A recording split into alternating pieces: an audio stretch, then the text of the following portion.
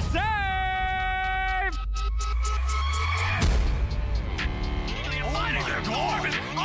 He just survived. He just put a shield up. He's fine. Oh, God.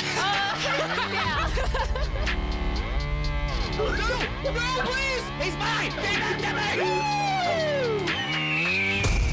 There's the Eagle Freedom. I just saw it. Number one is already made his way to Like, I know you guys are thinking, I can beat them. I can stop them. that one is close. Come on, baby. Bring it on. We're a live show. Hello, everybody, and welcome to Gamers and Guardians, my friend. That is right. We are here live today. That's me dancing right there. Hope you're enjoying that. Great. As we are going live on our first episode ever, you guys might be wondering yourselves, so what exactly is going on? What is Gamers and Guardians? What the heck are we doing here today? Well, we are going to be doing a fantastic charity show match every single week for 24 weeks. Every single player that you see here today is a veteran or active duty service member that is coming out and representing to win cash prizes on certain games that we play. Not only that, but we're going to be raising money for military-aligned charities as well. We have so many fantastic partners that have come here today to make sure that this show happens every single week for 24 weeks, my friends. It is going to be one heck of a good time. In fact, one of our first charities, or organizations, I should say, that I'd like to mention is Face the Fight. This week, we have Face the Fight coming in. Face the Fight is an awesome organization that is all about building up resiliency for our veterans that are home, getting in, making sure that they're feeling good, and they're ready to face the fight against loneliness, isolation, and all that jazz. Not only that, but this week we have a fantastic partner on Onward Ops, which is a great organization that focuses on the transition period between serving and becoming a civilian. So two awesome partners that we're starting off. And they're not our only partners. We have so many, but let's go ahead and talk about what exactly this show is, my friends. We have many different parts, segments of this show. Of course, we're going to start off every week with our variety games. So each week, our veterans will be voting on which games they want to play in the following week. They're going to try to get their favorite games in there. We're going to try to make it happen. And if they win, of course, they're going to get that prize pool. Then we're going on to a family game night, which is going to be any one of our active duty or veteran service members and their kids, their family members, whoever they want, where they're going to play some party games and have a fantastic time. And then after that, we're going to start our very, very serious eSports showdown. So that is going to be the most focused, try-hardy games that we can have, where all of our vets and active duty are forming teams, coming in and competing every week. Now, you might be wondering to yourself, how does this work with the prizes? How does this work with everything? How does this work? Well, my friends, every single game they're going to play, we're going to give a prize pool to those vets in active duty, and they're going to be automatically entered in to an end-of-season LAN final. That is right. So the qualifier for that LAN final, we're going to be collecting a big old prize pool for that through all of our episodes. If you win one game, you're automatically entered in to that LAN final. So should be pretty exciting to see how it's going. And by the way, signups are still good. You guys can sign up. You can do whatever you want. If we have signups today, this is a live show. I see you guys in the chat right now. Fire at Will Twitch. I see you typing. Well done. You guys can still join our games today. We're going to be playing Warzone for our variety segment. Resurgence should be a blast. A lot of kill racing, a lot of good times. Then we're going to be going into our family segment with a very special guest for there. So you guys will be able to see one of our charities that we'll be supporting here today, Gold Star Gamers. We'll tell you more about them later. And you can still make it to that Apex Legends game at the end of the night. So signups are still available. You guys can still do it. So we're going to get ready to go here, my friends, as soon as possible. So we're going to go ahead and toss to a quick break as we get our stuff together. Get ready for Gamers and Guardians, Episode 1. Every day, our veterans face unseen battles. But no one should fight alone. Face the Fight brings people and organizations together to reduce veteran suicide. Every life is worth living, and every veteran matters. Together, we can face the fight against veteran suicide.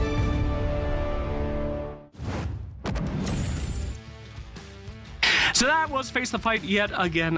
They are one of our fantastic partners up here on this show. We're going to go through a lot of different partners on this show that have worked together to make this happen. But I'm not going to bore you with that because this is all about the gamers. Every single week, we're going to be joined by veteran and active duty military members and their friends and family to fight for those prize pools. That's what we want to do. We want to give back to this fantastic community, give them something to do every week. And if you don't win this week, come the next week. Come the next week after that. We got 24 of these bad boys, so there's lots of chances to win, lots of chances to head over to that LAN final at the end of the season, and lots of chances for you at home to continue to join us. So thank you so much for watching. We're going to get into the action right quick with our first game. It's going to be Warzone Resurgence. This is a kill race, my friends, where the best of the best are going to go head to head, fragging each other and seeing who comes out on top. After that, of course, we are going to go to our families and friends segment where we're going to be playing Party Animals with Gold Star Gamers, which is a fantastic organization that focuses on kids that have lost a parent in combat. So they're going to be paired up with some of their mentors. We're going to learn a lot about them. We're going to see if we can raise some funds for them. Then we'll be heading to our hardcore esports, my friends. Apex Legends, baby. You can still sign up for that bad boy right now and get in there. So you'll see in the chat, you can still sign up. You can still go. This is a live show where we're going to be doing a lot of live stuff. And don't forget, it is a charity show. So if you guys want to donate to any one of these organizations that we're partnering with, we're going to take some of those donations. We're going to throw them over to our winners. We're going to throw them over to the charity, and we're going to help bolster that end of year LAN. So let's go ahead and show a QR code here. This is for Face the Fight. If you guys are interested in donating to Face the Fight, we'll split those proceeds between our players today and Face the Fight.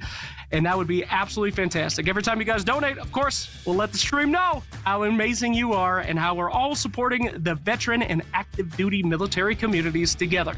But we're going to get into the action right quick here and start our first game, Warzone. Now, don't forget, you in the chat right now, you might have been like, I missed my opportunity for some easy cash. You can still sign up. It's no big deal. Go ahead and sign up in the chat.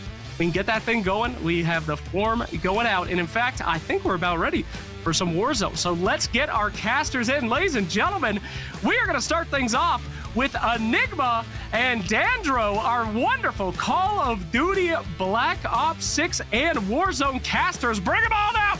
Let's get this party started, baby. How we doing? You guys hear me? Hello, are you there? Hello, hello. We are the ones, travel the road, carry the flag, wherever we go. We are the ones, carry the load, we are the ones.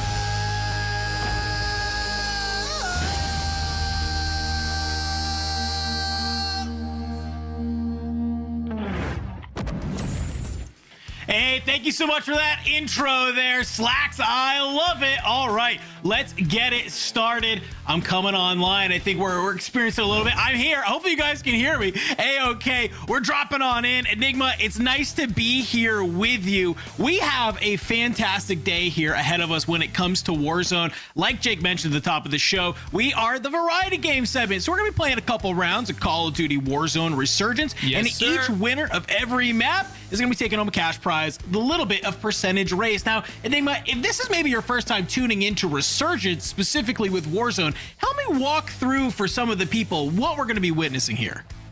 This is the version of Battle Royale where things get a little bit wild. This is chaos. You're put onto a reduced size map. We're not playing those massive maps. We're not hitting massive rotations across places like Verdansk. We're dropping for the likes of Area 99, Ashika Island, and of course the community favorite is going to be Rebirth. And there, what you have is over the start of the tournament, over the start of the map, sorry, you're going to be killing each other off. Now, what you're going to have is a Resurgence window that is open. And what you're able to do is if you lose one of your teammates or say you die, as long as one one of your teammates stays alive, you are able to continue to stay in the fight. And if that resurgence timer counts down, your teammate comes back into the fight, or teammates, depending on how badly things are going. So it's super important to make sure at least one player on the team stays alive. Now, what I will say, this stops at some point. When we get towards that back end of the map, what we have is players suddenly see that window close, and if you die, you're out. You have to be brought back in or watch from the sidelines as your bodies suffer. But what this does mean, my friend, is we get to sit and watch gunfights galore and everyone lighting up the lobby. It's going to be a blast. It's going to be fantastic to be here. Watch all our veterans. You and I, we're normally in this seat watching, like Jake was saying earlier, the best of the bets, the sweat lords. Not now. Now we get to watch, of course, our veterans and active service members be able to battle it out against each other. This is going to be such a fun time to go ahead. I love that we're also doing this on Resurgence, like you mentioned, right? Because it's going to give an opportunity. You can go ahead. You can just kind of play a little bit of TDM a little bit, keep flying at your enemies, and the next thing you know, you're still coming back on in. But then, like you mentioned, you're going to get that end game scenario. You gotta lock it on in, really let the tacticalness come on out, figure out how are you gonna play those end game scenarios, because it's not about how many kills you get, it's not about any of these other metrics, it's just about who's taking the dub at the end of the game. That is all that matters. It's gonna be a great time. We do want to shout out, of course, our sponsor for this segment, who we would not be able to do this without. It is, of course, the Call of Duty Endowment. I want to give a huge shout out to them for helping sponsor this variety game segment today. So I love what we're seeing here, kind of being able to come on in, help support our veterans and active service members, and then being able to play some Call of Duty Warzone. Now, here's the thing, and we like to mention, we're used to watching pro play, but when it comes to maybe the average player who's just used to dropping on into Resurgence, what do you think maybe is the best strategy in some of these lobbies here today? Well, I mean, we see a couple of things at pro play that can definitely transfer over, and things that I know you and me learn from, because I think average is something that we probably like associate ourselves with a bit more than the pros that we get to watch so often. So what we're looking for is someone to play a little bit of the anchor role. Now, when it comes to the esports side of things, typically you're looking for a lot of kills, but as you correctly pointed out here, it's about finishing number one, not necessarily racking up a ton of kills. You're still going to want some along the way, without a shadow of a doubt, but you're looking for someone called an anchor. And there's one player on your team. So for example, if you and me were loading up with our body reflections, you and me, we can shoot pretty straight. We're all right. We're going to be standing on the front line. Reflections, we're sending him somewhere else. He's going to have to hunker down and stay alive to make sure that the team are able to come back in over and over again. And for me, that's the person that I'm going to be taking a good look at through this matchup. No, I think it's going to be fantastic. This is kind of the beauty of having a variety mode, right? Is being able just to work with your teammate and be able to figure out what's going to work best for you, right? Get to have a little bit of fun here. It's kind of great, right? Normally we're here locked in for hours upon hours, right? But no, we're just playing 4 different maps of Resurgence, which if you dropped on in, you know, that is not too long at all. So it's your chance to get on in, earn some cash, have a little bit of opportunity to flex your skills a little bit, and then move on. It is a fantastic time we have here. I know when you and I were here with the first episode of Gamers and Guardians, we were on multiplayer, and it was a blast watching our veterans be able to compete. Oh, yeah. I'm excited to be here in Warzone to be able to watch them battle it out as well. I think it's going to be really, really fun to see all of the different sort of things we have going on here. So we're moments away from hopping on into that first map. We are going to head it back to Sir Action Slacks for a little bit here. Hey everybody, good to see you here as we are getting this bad boy ready for you. It is week 1 of a 24-week series here, so we got some technical issues that we'll be working through. As you can see, cameras are a little junky right now, but we will take care of it because we are here for the veterans and we are here for the active duty service members. So as we get ready for our first game and to get things started, why don't we go ahead and check out some highlights from our first pilot episode of our LAN as we get you into those lobbies and get you into this game. Let's check it out.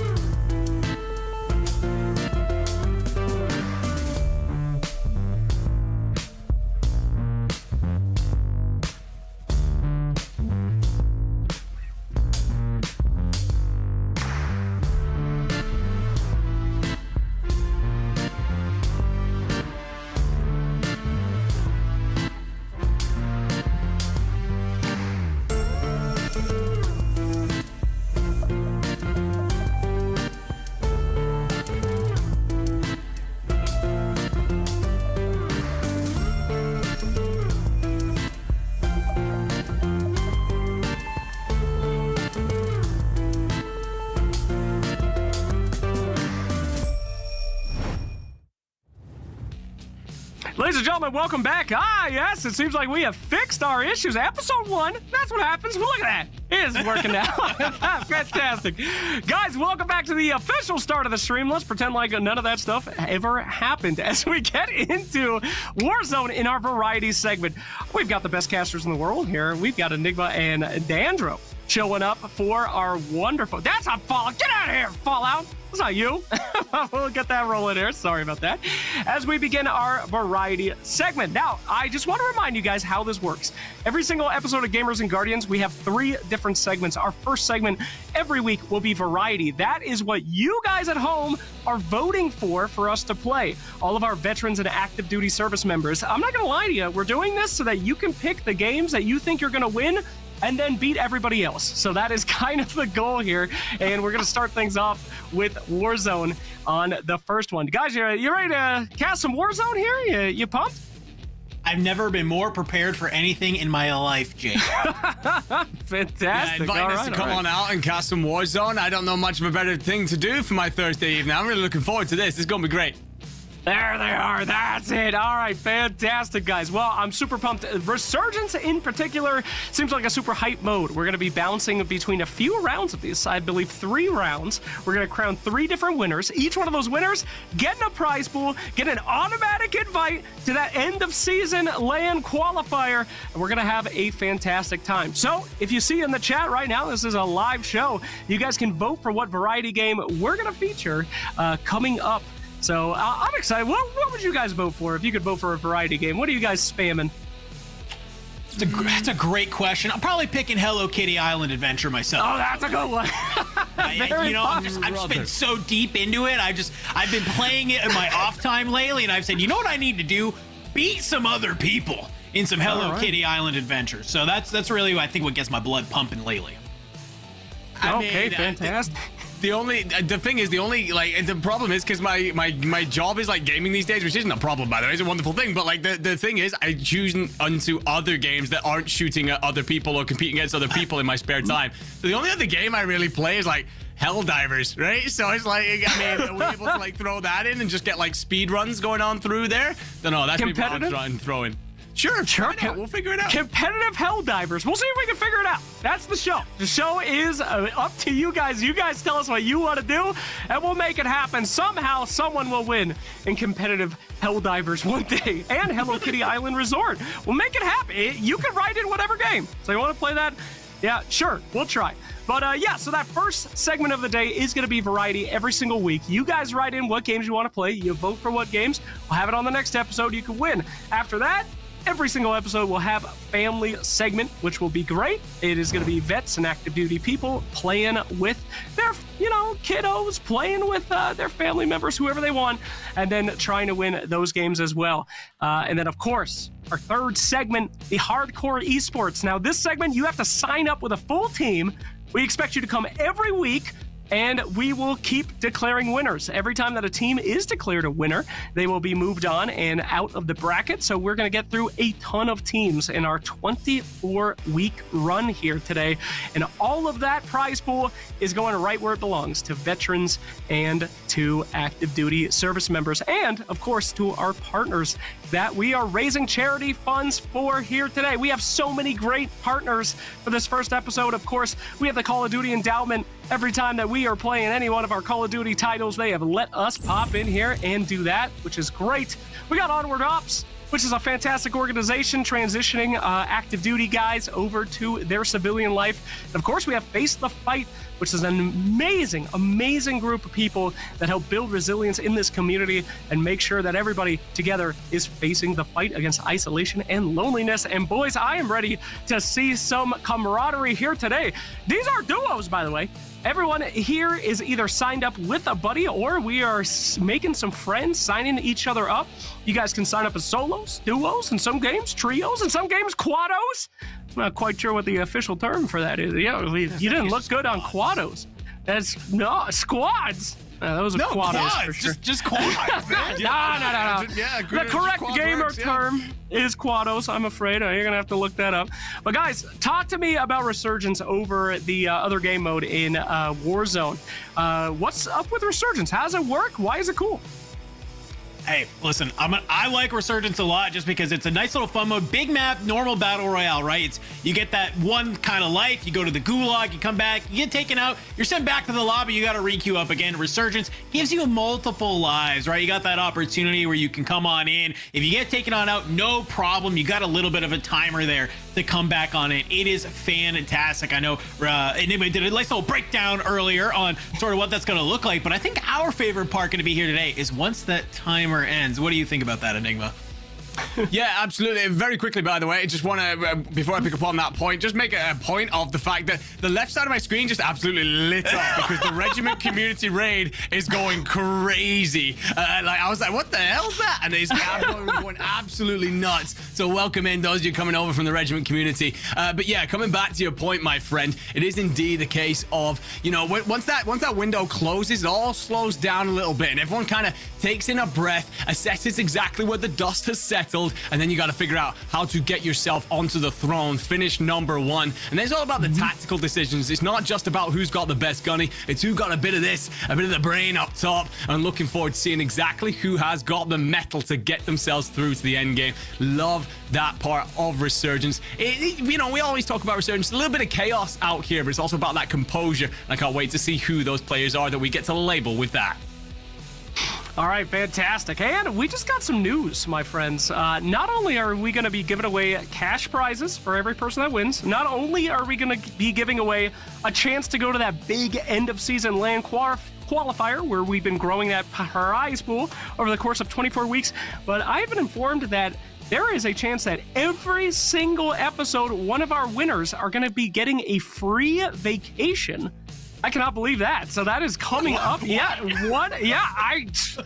bonkers. So we'll have some more information right there as we started episode 1. We have a lot of great organizations that are coming in and making offers already for this fantastic veteran and active duty community. So if you hear that and you say, yeah, I think I'd like some cash prize, percentage of everything raised, and a chance at a free vacation every week, you guys can still sign up. You can still sign up to play today.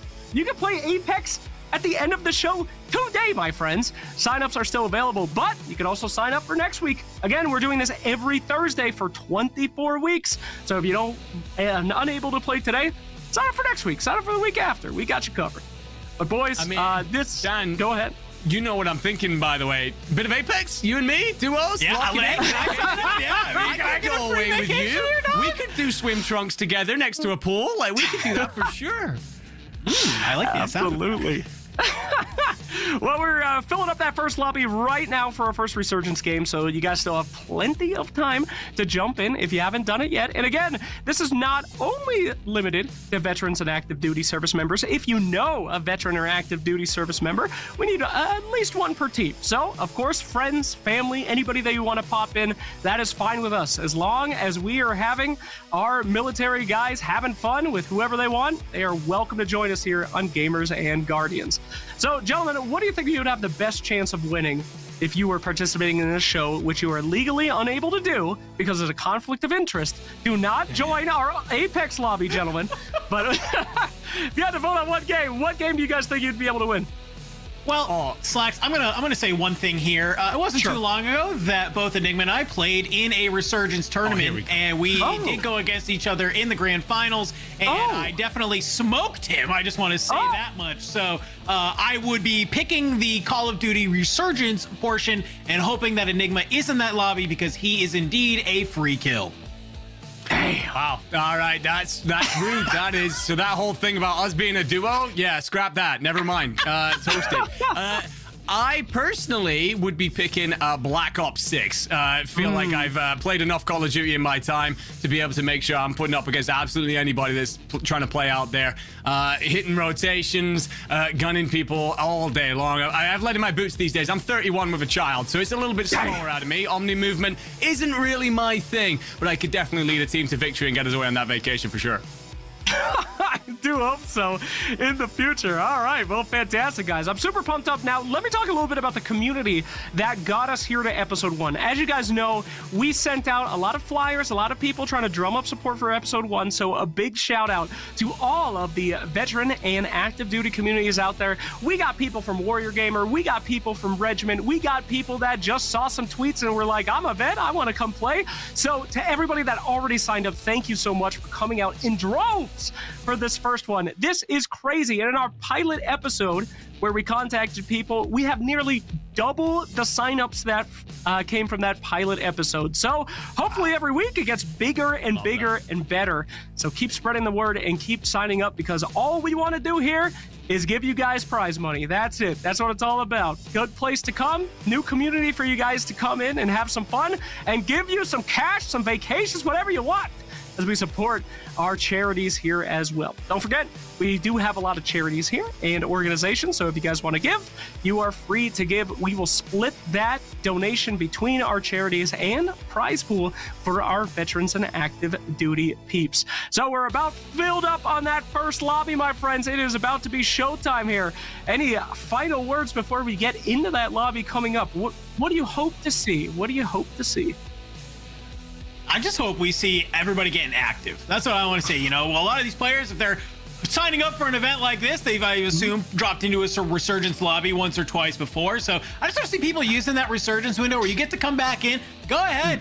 Go get some kills. Go take it to your fellow veterans and service members. Try and get that W. I got to hope a lot of these players are definitely feeling antsy. They want to get active. They want to drop on in and really show us something here on the main stage.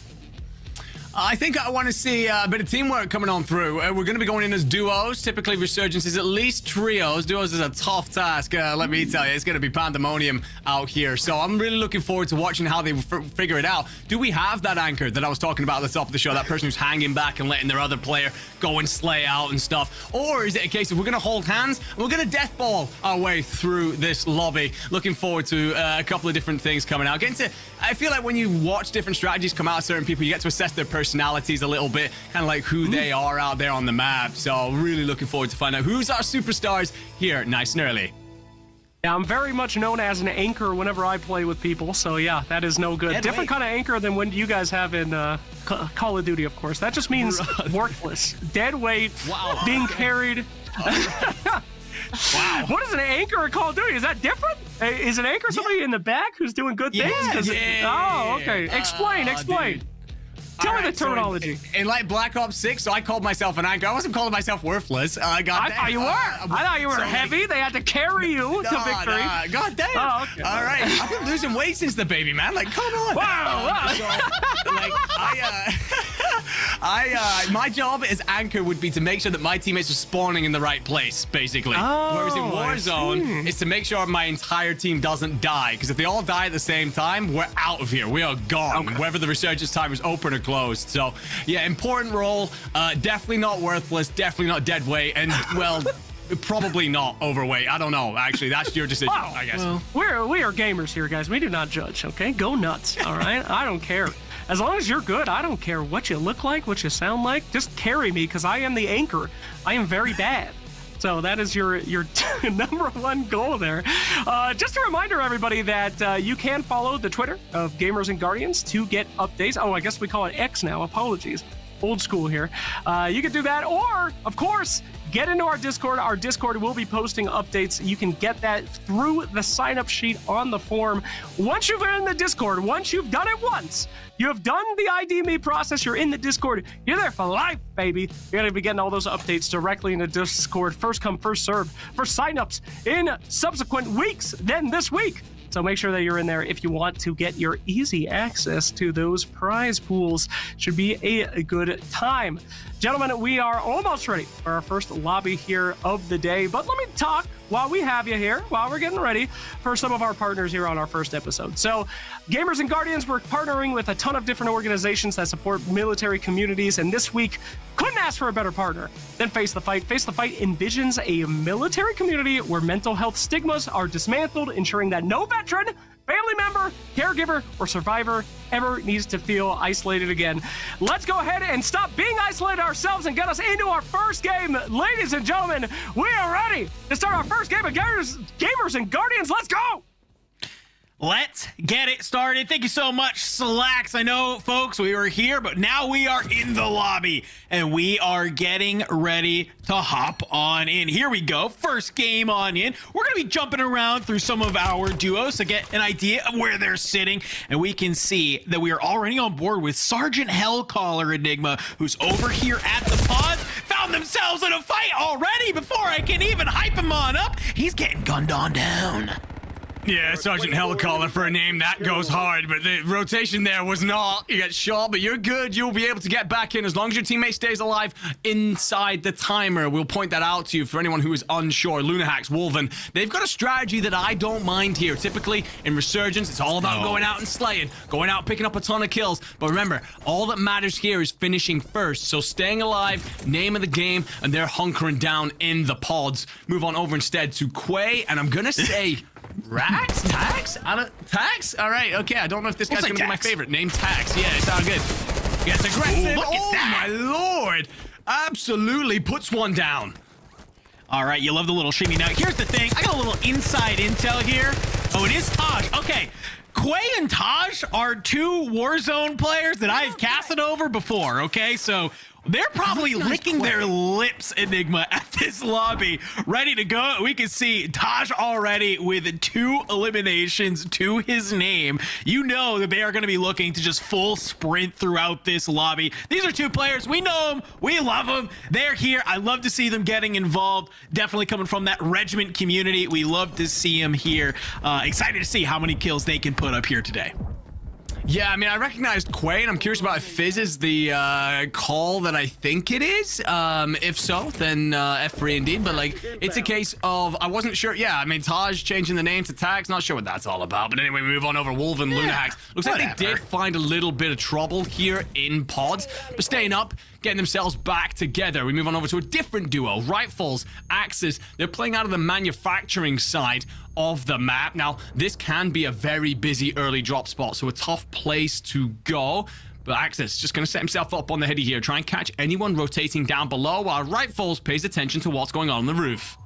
Hey, you called it earlier. We wanted to see some teamwork coming out of our veterans and active service members, and it looks like that's what we're seeing right now, okay? You got one player playing up top. You got another player holding this down low, making sure nobody pushes on through. That's the type of stuff we like seeing. I don't imagine they probably are playing this for a good reason, right? Maybe heard some sounds. Maybe you saw some dots on the mini-map that let you know that somebody could be nearby. This is a little bit of a hot spot on the map, especially given you can see that plane line in the upper left-hand corner over the minimap, means that it dropped in right on over this POI. Would not be surprised to see there be a lot of players here. And well, as we say that, Axis scopes on up with that Cypher 91 in hand. You see a player from across the way, but I think they're gonna wait a little bit. You got this loadout coming on in. Get your guns and then start pushing the equation.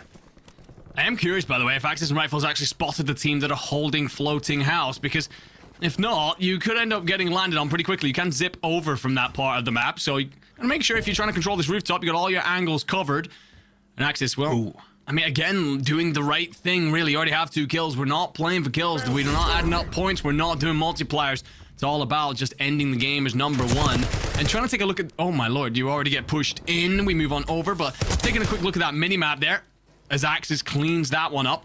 It looks like Circle might well pull off towards Reactor, maybe shipping. So a bit of a rotation for a lot of our players yet. No, I think you're still kind of figuring it out. You can see in your top right corner of the screen there, we got 8 teams still here, 15 players in the lobby. A lot of space to move around. One of the great things about Area 99, you got all these kinds of buildings you can move around in, a lot of nooks and crannies that you can kind of move through the map with. So even though, while yes, we got a few remaining players, there's still a lot of space for them to start to move around. So the question then becomes, are you going to start trying to make some of those moves as a team, or are you trying to get center zone? Hold on up. It looks like Taj, he's come on over here towards this top of the helipad, pushing on over towards top manufacturing. He spots 1, he spots 2, but the trigger discipline coming on in. This player's gonna move around, but the shots get a little windy here on Area 99, and Taj will go down. Thankfully, Resurgence timer still active, but you gotta hit your shots, baby. Yeah, and I think that potentially rifles who comes around the corner there and unloads a whole beam into Taj's chest. That was some fantastic shooting indeed. Call out unawares, outpositioned, but not outclassed. We move on over. Obey Slayer taking damage, gets the teammate back in. Actually, that circle looks like it's pulling heavily off towards loading, potentially. So what an end position that could be. Whichever team took the top of floating house could be in a fantastic spot towards the end. It is dragging hard. Bounty, by the way, not far away from Obey Slayer here. And be careful about this other duo potentially rolling up. You're also getting shot from multiple different spots. Ooh. Yeah, I think you gotta find somewhere a little bit quieter, gentlemen. Get away from all of this. It's a bit of a mess out here. You're going to be pushed back towards... At least one thing, you are near a buy with 17k in hand. True. Yeah, I was going to say, the thing is here is that, reminder, folks, it's about the win here, okay? It's about the dub. It's not about getting the most kills in the lobby. It's not about being the most fast-paced. It's about being that team when the game is done, being number one, having that victory on your screen, okay? So a lot of these players, you might be like, why aren't they pushing? Why aren't they running forward? It's because they're setting on up for the end game, okay? They don't need to be able to have to go there. And it looks like that is exactly what Obey Slayer and OFPO3 are trying to do together. Yeah. I love it, right? We're going to keep looking at this this teamwork here, but look who's not too far away from the squad we just took a look at. It's Dansky's and the Ashburns. If they open up this door, they are about to have a fight. So you can see the pings coming on out. Already 2 kills that are there. Obey Slayer ironing the door. Aims 85 in hand, ready to make it happen. You can feel the tension in the air, Enigma. Yeah, interestingly as well, by the way, I was wondering for a second if these two had bounties on each other, but they do not. So Dansky's and Ashburns might have the drop on this team that are inside. The one thing I will say, if you are new, for any reason, to Battle Royales, to Warzone, the gas is going to start to push everyone together, whether they like it or not. And Dansky's and Ashburn have to pay attention to that. Because right now, gas against their back will start to move forward in 50 seconds. But you find one if you're Ashburns, so you can squeeze on this. Dansky's gets aggressive. The C9 doesn't hit anything, though. You die. Do you have that trade coming on through? Oh, unfortunately, we don't really get to see Obey. No, manages to stay on up and will get the teammate back in. Does an incredible job. Also rotates on over towards the fire-sailed buy station. Not sure if you recognize the opportunity to bring in some stuff on the cheap there, but either way, staying alive, very important thing. Great play. Huge play, utilizing, of course, the tempered perk that's there as well to be able to kind of get those plates in. Of course, a great perk. You can see it right here on our player on your screen. Actual, it's going to go ahead, play a little bit of a dance here on the stairs. We'll take some damage in return, but that temper perk will make it so we only have to put in 2 armor plates to be full armor instead of the normal 3. And it's these moments that it's fantastic to have. And when we come on over, Actual already on 5 eliminations here, Enigma. Doing great, but Sully, the teammate, taken on out. 15 seconds left on the clock to be able to come on in. If you're Actual, you have to back on up. You have to try and hold this push in case they come on through. Definitely hit that crate. Get that timer down a little bit. There you go. 3 seconds only. You'll be able to get the teammate back on in. Hopefully, some pings coming on in as they drop through. Give you some of the information you need. 12 players still in this lobby, everybody. Give it a zone or two, and these people are going to be stacked on top of each other like some pancakes. You can definitely assure that. Move back over. Obey Slayer, OFP, still in the game, but oh my lord, blast traps galore. Wow. Obey Slayer dodging fireworks out here. OFP's gonna tuck himself off into the corner, try and cover, aims in hand, shutting doors in behind you, just letting yourself get into some sort of cover, lock the different entryways down, minimize them if at all possible. I mean, 30 grand for this duo. Actually, they might have company right around the corner. You can see red on the minimap. That means players are shooting right there. So Obey, OFP, they gotta pay attention. They find one coming through, they get the crack. Oh, Obey takes a swing and a miss at something. Teammates there to cover. Obey falls. What a turning of events here. OFP's gotta stay up. It's Sully, it's Actual. You find one and you get a kill, and surely that was a wipe. There could not have been enough time there to keep Obey and OFP in this one. So I think that is another squad wipe. We're down to our final 5 already, Dandro. Top 5 marching forward toward taking home that cash prize at a percentage of the money we raise here today. A great kind of opening there from Actual and Sully to be able to kind of pop open that door. You work together as a team. You kind of answer on back, but more importantly, you hit your shots. You're able to get there. Fantastic stuff. You can see, though, this zone is kind of pulling off, though, towards that area that you mentioned. Okay, it's kind of pulling over towards that floating house, a little bit to the side of manufacturing. If you're Sully and Actual right now, though, you want to stay on here. You've spotted another one. Some great shots coming on in. Actual, you take it on out. You are down, and it's a nade from downtown that lands on top of your noggin. It is a full wipe. We're now down to our top 3 teams. As I say it in the single breath, top 2, it's a 2v1. Who is it going to be? It's Quay and Taj, of course. It's LB and Nuko trying to stay alive. You're not going to be able to. Quay and Taj able to take game number 1. I believe I saw 8 eliminations for Quay there. Okay, boys. Yeah, I mean, if we want, we can just tuck ourselves away in a corner and get the final kill, but Quay and Taj say not a chance in hell. And to be fair, they must have been busy because they clear out all of manufacturing, all of warehouse to give themselves control of that entire side of the map. I think the circle yet was still pulling a little bit more off towards loading as well. So they'd locked down a whole chunk of the map, a whole region to make sure that anyone rotating over from the other side was a sitting duck. And you see that there at the end as they get that kill. But can we go back to Actual for a second? Sure. Really feel for that. And the way it all goes down. Does a great job initially breaking in and finding those initial kills. Finds 2 more out in the gas, but the Semtex sticks to your damn face as you're trying to like save your teammate as well as pick up a couple of kills. So unfortunate. Could easily have been an Actual against Quay duo kind of coming together there at the end. That would have been absolute cinema. But as it all comes down, Quay, Taj, they'll be feeling very happy about the way they executed map 1. And that's the beauty and the way Warzone works sometimes, right? You're feeling good, you throw a shoulder in a doorway, and, well, you got a Semtex on your chest. And there's really not much that you can do from there, but either way, we saw some great Warzone, I feel like, coming into that. With these events, you're always kind of curious about, where is this going to shake on out? What's kind of the level of skill we're doing? A lot of our teams, they're looking very good. I liked a lot of those fights that we saw. Let's take a look at some of the highlights, though, from that.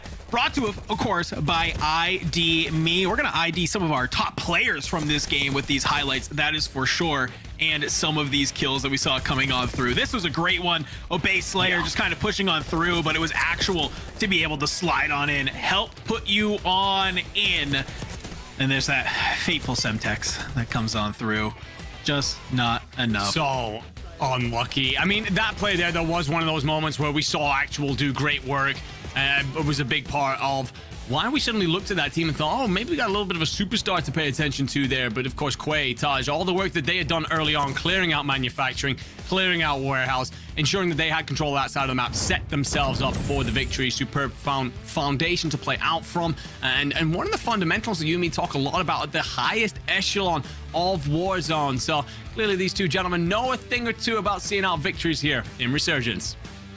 Absolutely. I felt a little bad. I mean, as I said, this is open up to anybody that is a veteran or active duty. So we have a few ringers in here. I believe some of those guys were from the actual U.S. Army esports team. 100%. So I feel bad for some of our potential noobs that may have come in, but don't worry. It's only round 1. We have a lot of different rounds. We have 24 weeks. So we'll get all those, U.S. Army eSport. They'll be qualified. They won't torture you guys again. I promise. I promise, guys. But it'll be good. By the way, that highlight segment was brought to you by ID Me. So thank you so much for ID Me coming in and helping us ID our top winners for that one. So well done over there, boys. And don't forget, guys, we are still raising funds. So if you want to donate, if you want to give a little bit, we will get those cash dollars over to the Call of Duty Endowment and over to our players as well.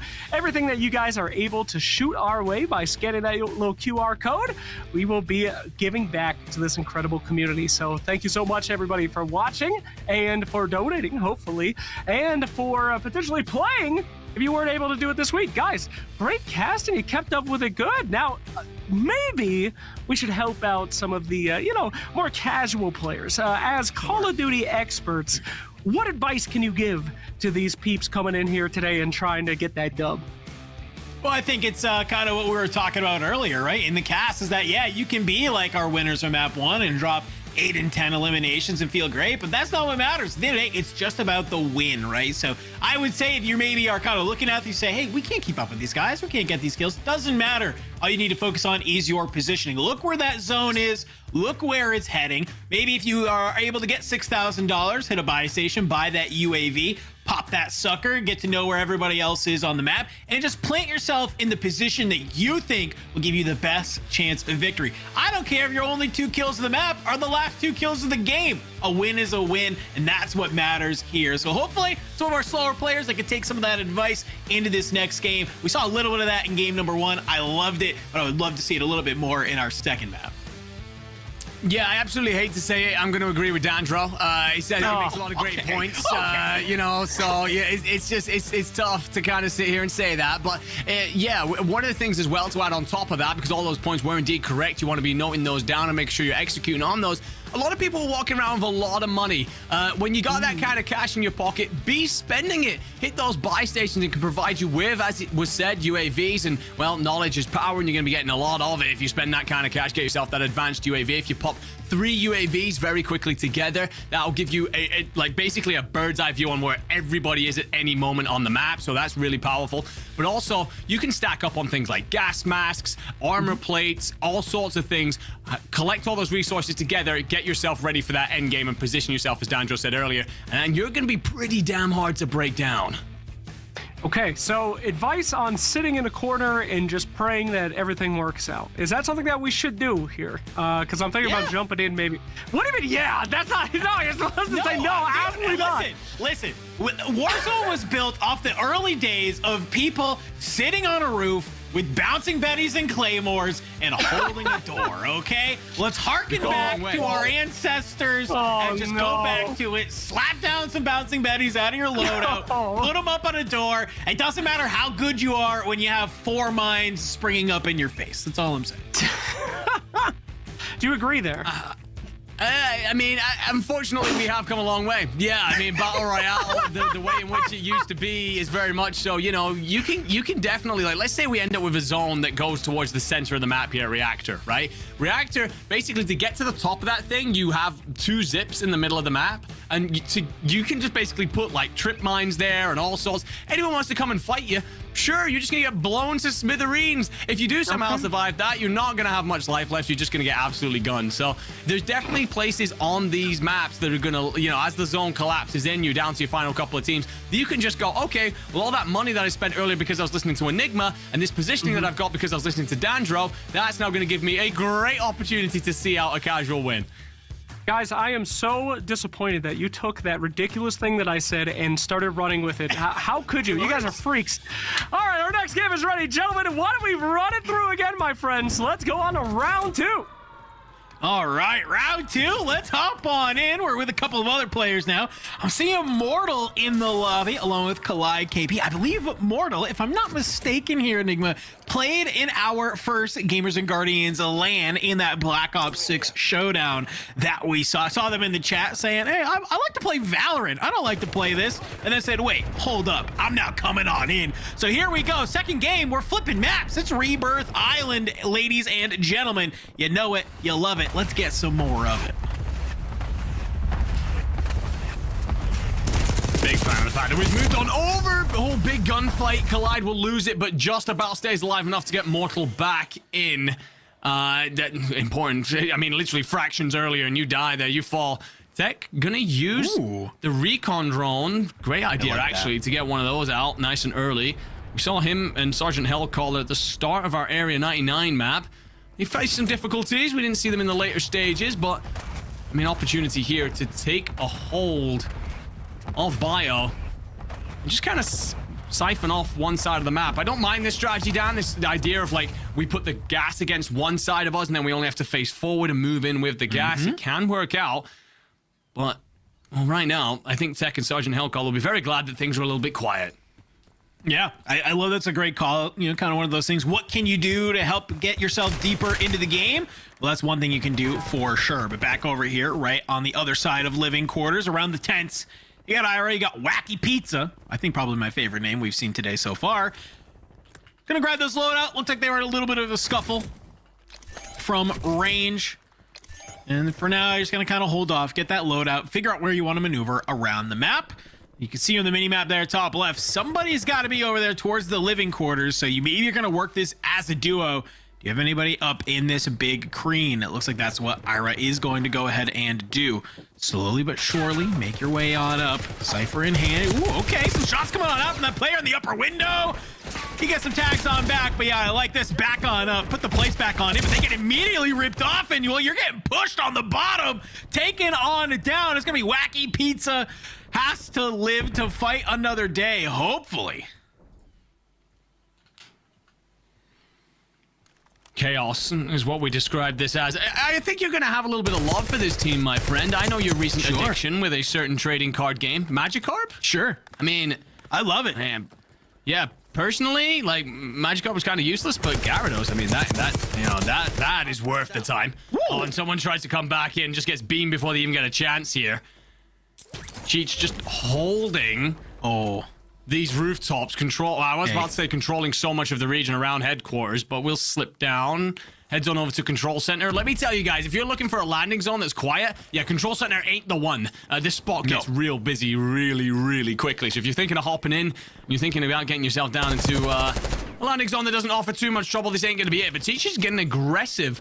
Already has 2 kills on the board. Impact nade goes out, hits absolutely nothing. But holding, baiting, and well, the door's gonna close in his face. I was gonna say, that's a nice little heady he's trying to hold. I like this though. Jump up to the top, maybe catch this player thinking they can grab the roof. Hopefully be able to keep them on down. Magikarp taking a little bit of damage on this lower level. Cheech is gonna jump on down and play through there. Now there's things we look at that lets me know if you play Warzone, if you're a player, you know what's going on in the map. That little hop up he tried to do from one side to the top of headquarters lets me know you've played Rebirth Island enough here, okay? Yeah. You know what's going on. Cheech and Magikarp, maybe a couple of our other ringers coming on in, but you know what? Hey, this event's open to all veterans and service members, so we love having you on here. Definitely a full lobby, though. We still got 12 teams, 23 players here. Enigma, lobby staying a lot healthier than game number 1, which is what we love to see. Everybody's kind of playing their life a little bit more, figuring out how they want to maneuver around the map. Unfortunately, for some people, though, you're getting found by Cheech when you're just trying to maybe take a little bit of a feet up, kick back, relax on the boat, maybe trying to dream of that vacation you have a potential chance of winning. Not just yet. Cheech going to make that, well, a nightmare. Yeah, I mean, Cheech looking pretty hot out here. I do agree with you. A lot of more teams are staying alive for longer here. I think part of it is maybe a couple of folks have realized that actually what we don't need to do is fight for all the kills. We can play just for that end win.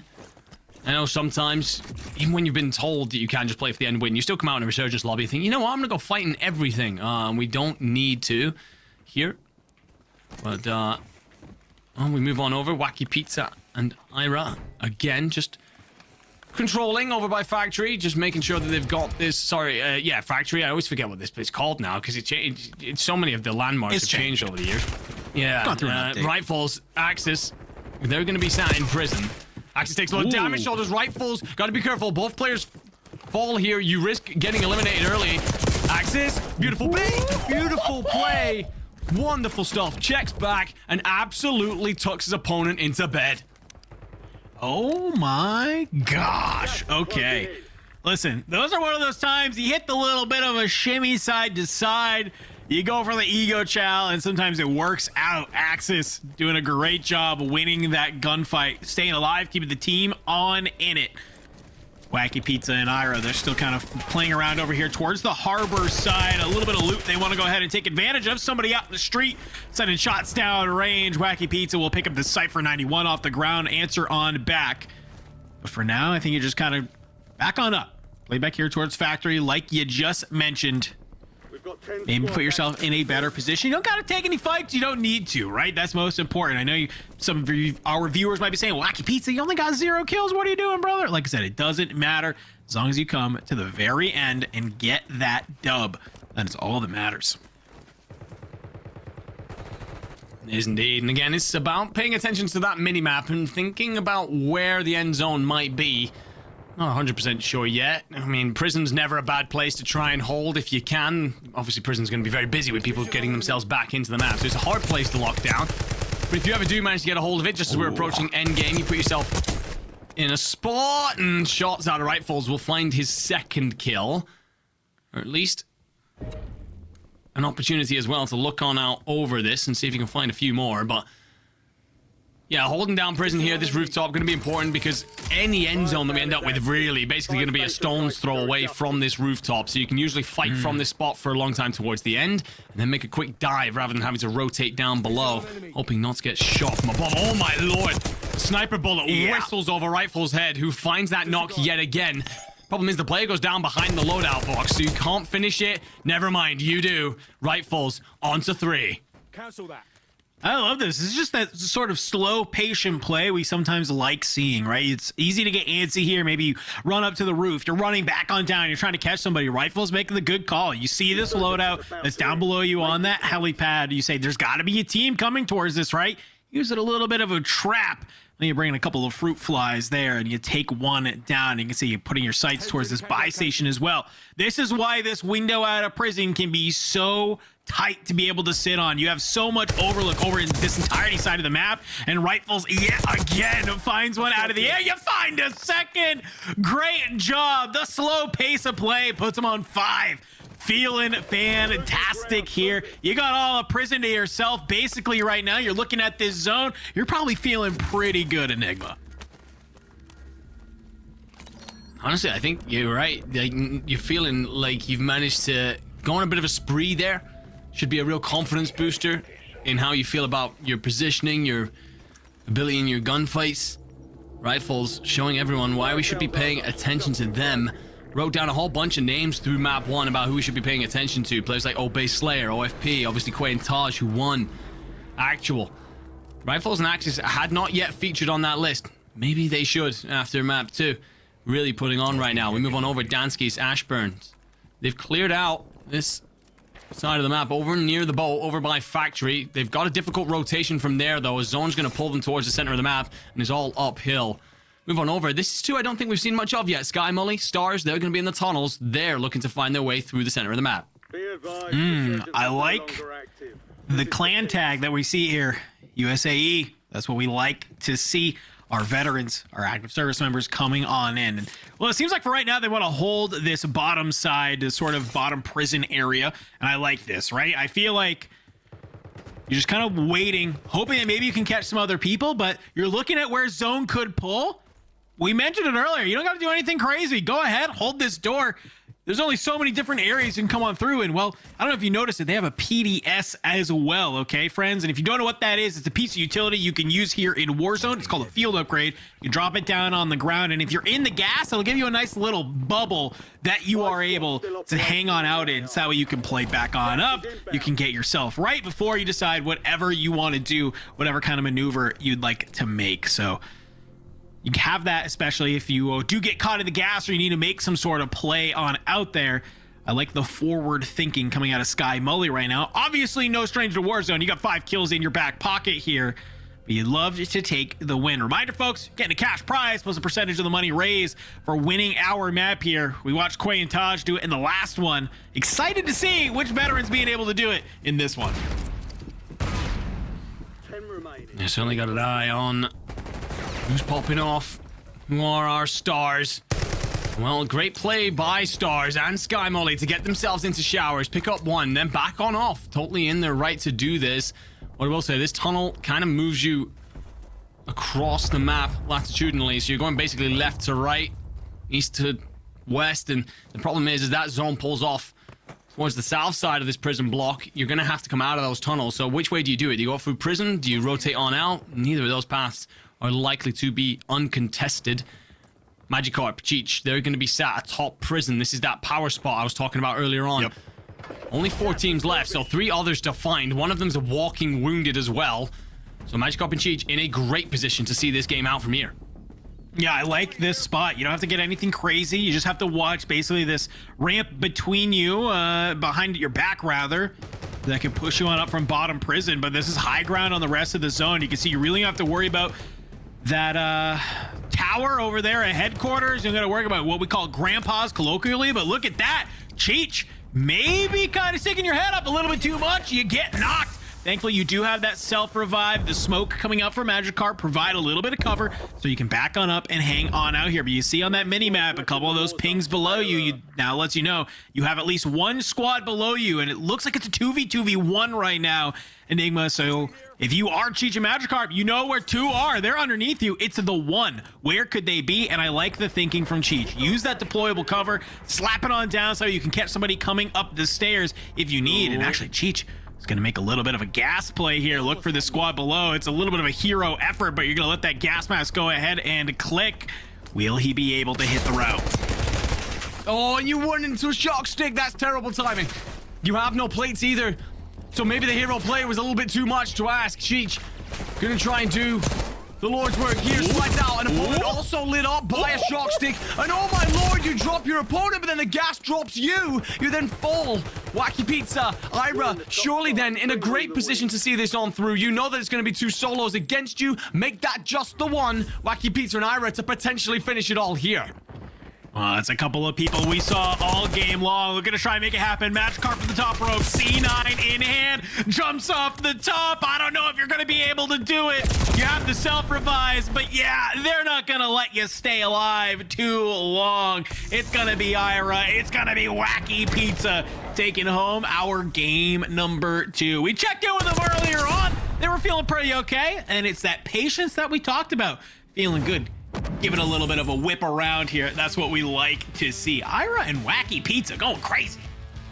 Absolutely. We saw them popping off.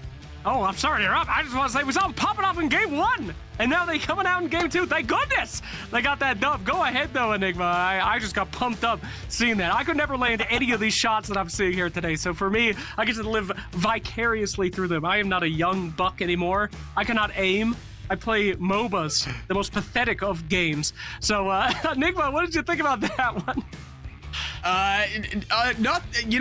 We'll come back to that MOBA conversation at some point. Anyway, I feel a little bit for Cheech there. I feel like he made a lot of the right calls, drops in, unfortunately gets tagged up by a shock stick. That's another one of those moments that we were talking about. You get yourself those kind of resources. They can protect you in important moments, and they certainly do that. They keep Wacky Pizza and Ira in the fight for long enough then to pick off the other solos and end up in a situation where basically it's a 2v1v1. They're looking real good. Magikarp would have had to pull off a hero moment and does not. So yeah, Wacky Pizza, Ira, they will be our victors there. They come on through. And their ability to take control of that lower prison, me and Dan know it's not an easy place to fight for, but it felt like they did a fantastic job of just slowly moving on through and dealing with some big players, including the people on your screen right now, Rightfuls and Axis, who were a bit of a terror in there. So the fact that they've managed to take a hold of prison and play out through the bottom side of it and come out on top shows that they're a really good duo here in this competition. Absolutely, guys. And of course, we are finding our highlights here from ID Me, who is IDing for us, not just me, our top players here today. So very, very hype gameplay, guys. This is just absolutely, they came out in droves, man. This is nuts. Yeah, I mean, this is what we wanted, right? We said, oh, let's do Warzone for a little variety. Is anyone going to want to play? No, they want to come in. They want to play, baby. I love that we're doing both Area 99 and Rebirth Island, giving us a little bit of a look at both. Some great plays from just all around all of our players, including right there at the end.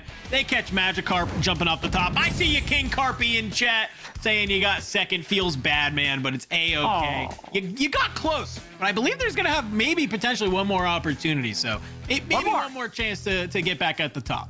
One more chance, baby. We got one more game coming up here very shortly, so get into that lobby as soon as humanly possible because we are going to have that coming your way. Now, before we get into that one, I did want to remind you that we have a ton of fantastic partners here, and one of those is going to be Onward Ops. Leaving is easy, landing well is the real challenge. Getting out of the military isn't the hard part, what comes after is. Onward Ops, make sure that you don't figure out the hard way. Sign up at onwardops.org. Just a really great organization, guys, that focuses on getting people that are transitioning out of the military into civilian life, finding homes, finding jobs, finding connections. So really, really great guys, and we are just so honored to have them here today. But we also have the Call of Duty Endowment, which is helping us out. Of course, any money raised will be split with them as well for this, and we will be splitting that between the players too. So don't forget, you guys can still sign up. You can still play Apex. If you're watching these guys and you're saying, I have better aim than this, I can dumpster them, you can still sign up for Apex at the end of the night. We still have spots open, so go for that. But if you want to play some more Call of Duty, we can sign up for another week. So signups for week 2 are available. Get in there. We'll be playing some Black Ops 6 next week with 2 of the greatest casters in Black Ops. The same 2 guys right here. These 2 guys, yeah, they'll be back. So it'll be a good run. Will get you everywhere, right there. my friend. Heck yeah, heck yeah. Fantastic.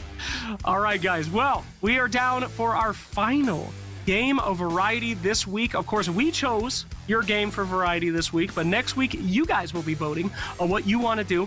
The vote has been making its rounds in the chat, so if you have a game that you think that you could possibly win, and you want to get that free qualifier LAN invite, as well as that prize pool for winning, vote for it now, okay? I'd vote for, I mean, we had Hello Kitty was thrown out as a fantastic vote, right? I forgot what you said, Enigma. I was so flabbergasted by Hello Kitty, I literally, my mind deleted anything past that. I barely came back. But to be fair, mine wasn't much better. It was competitive Helldivers. Oh, that's right. Yeah, that was real dumb. I don't know.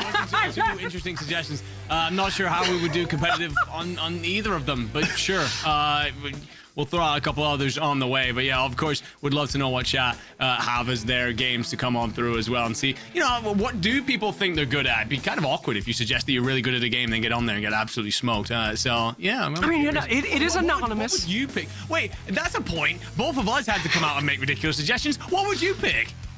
I'd probably pick GoldenEye 64 slappers only on facility. Okay, this is very specific. Right.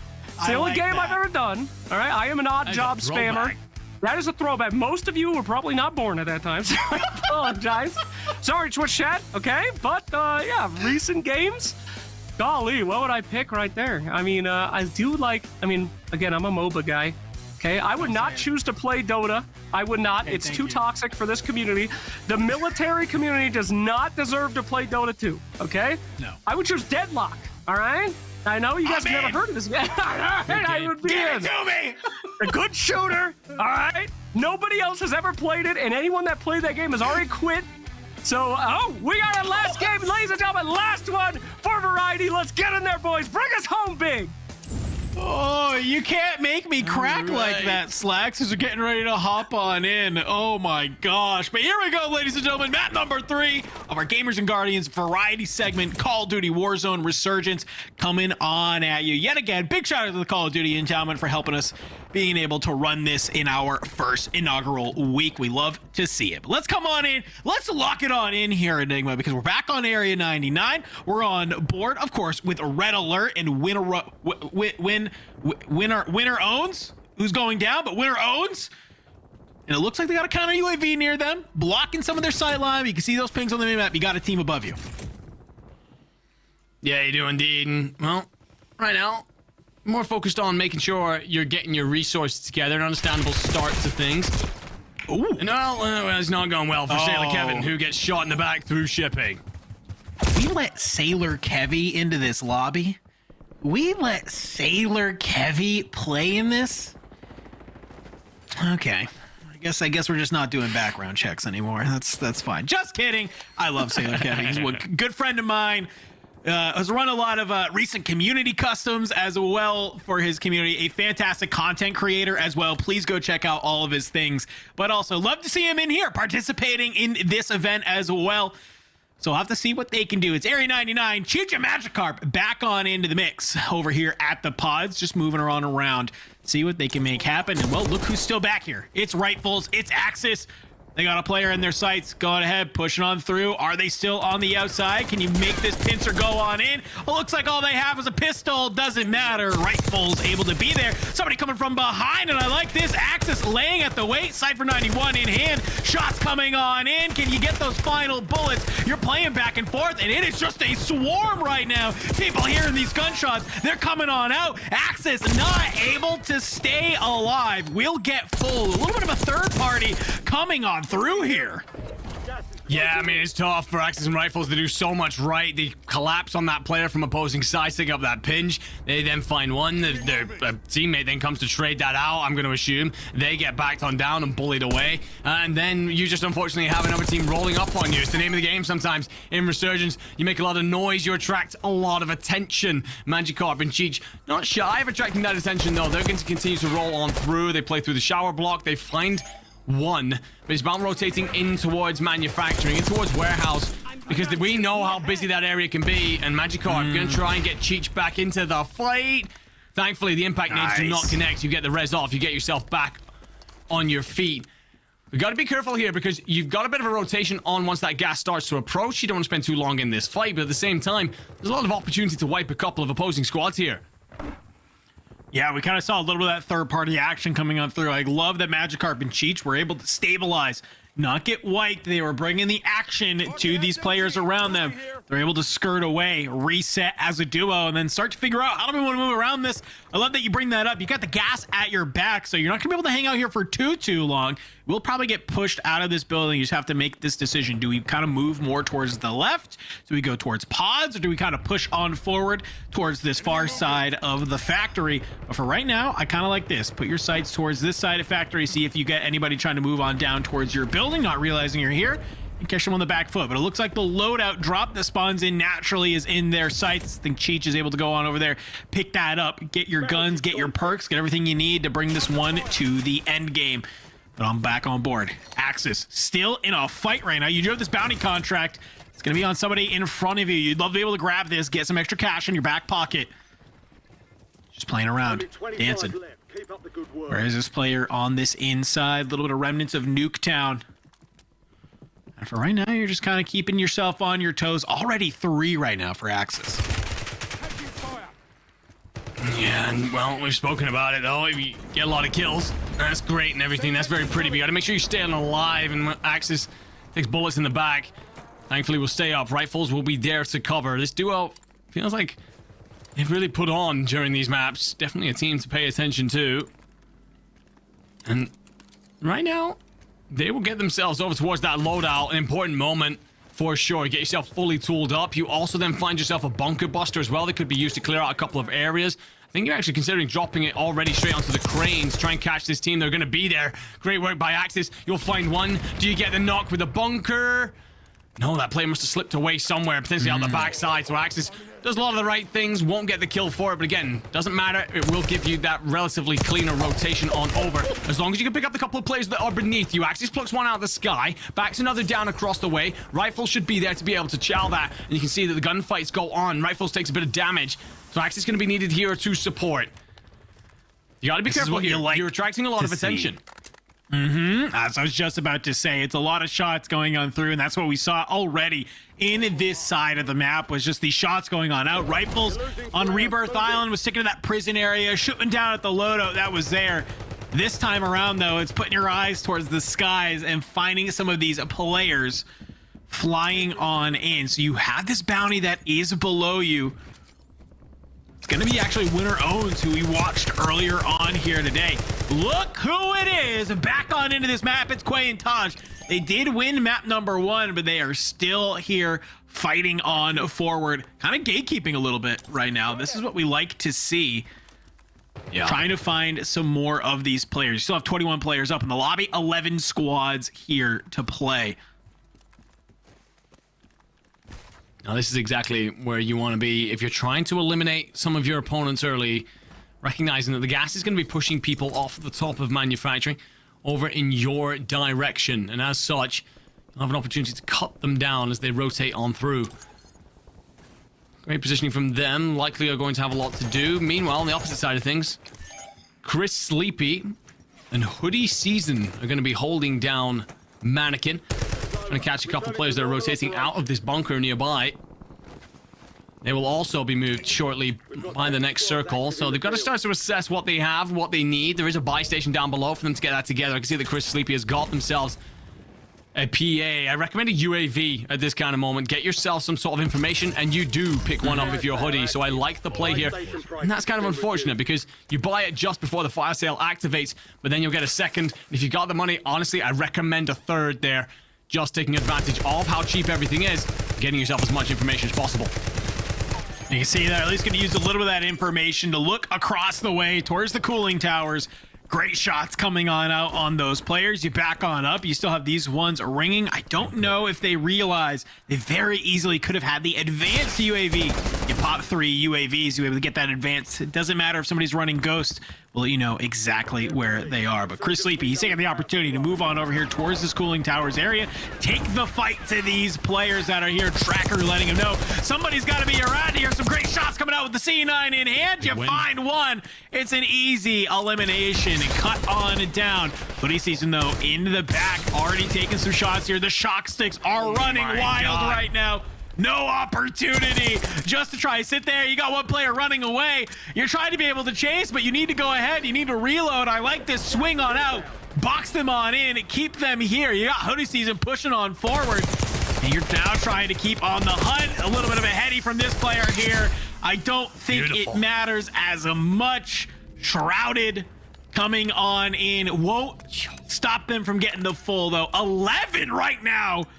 I was about to say, brother, who's letting Biffle in on a burner? What are we doing here? 11 kills already? That's ridiculous.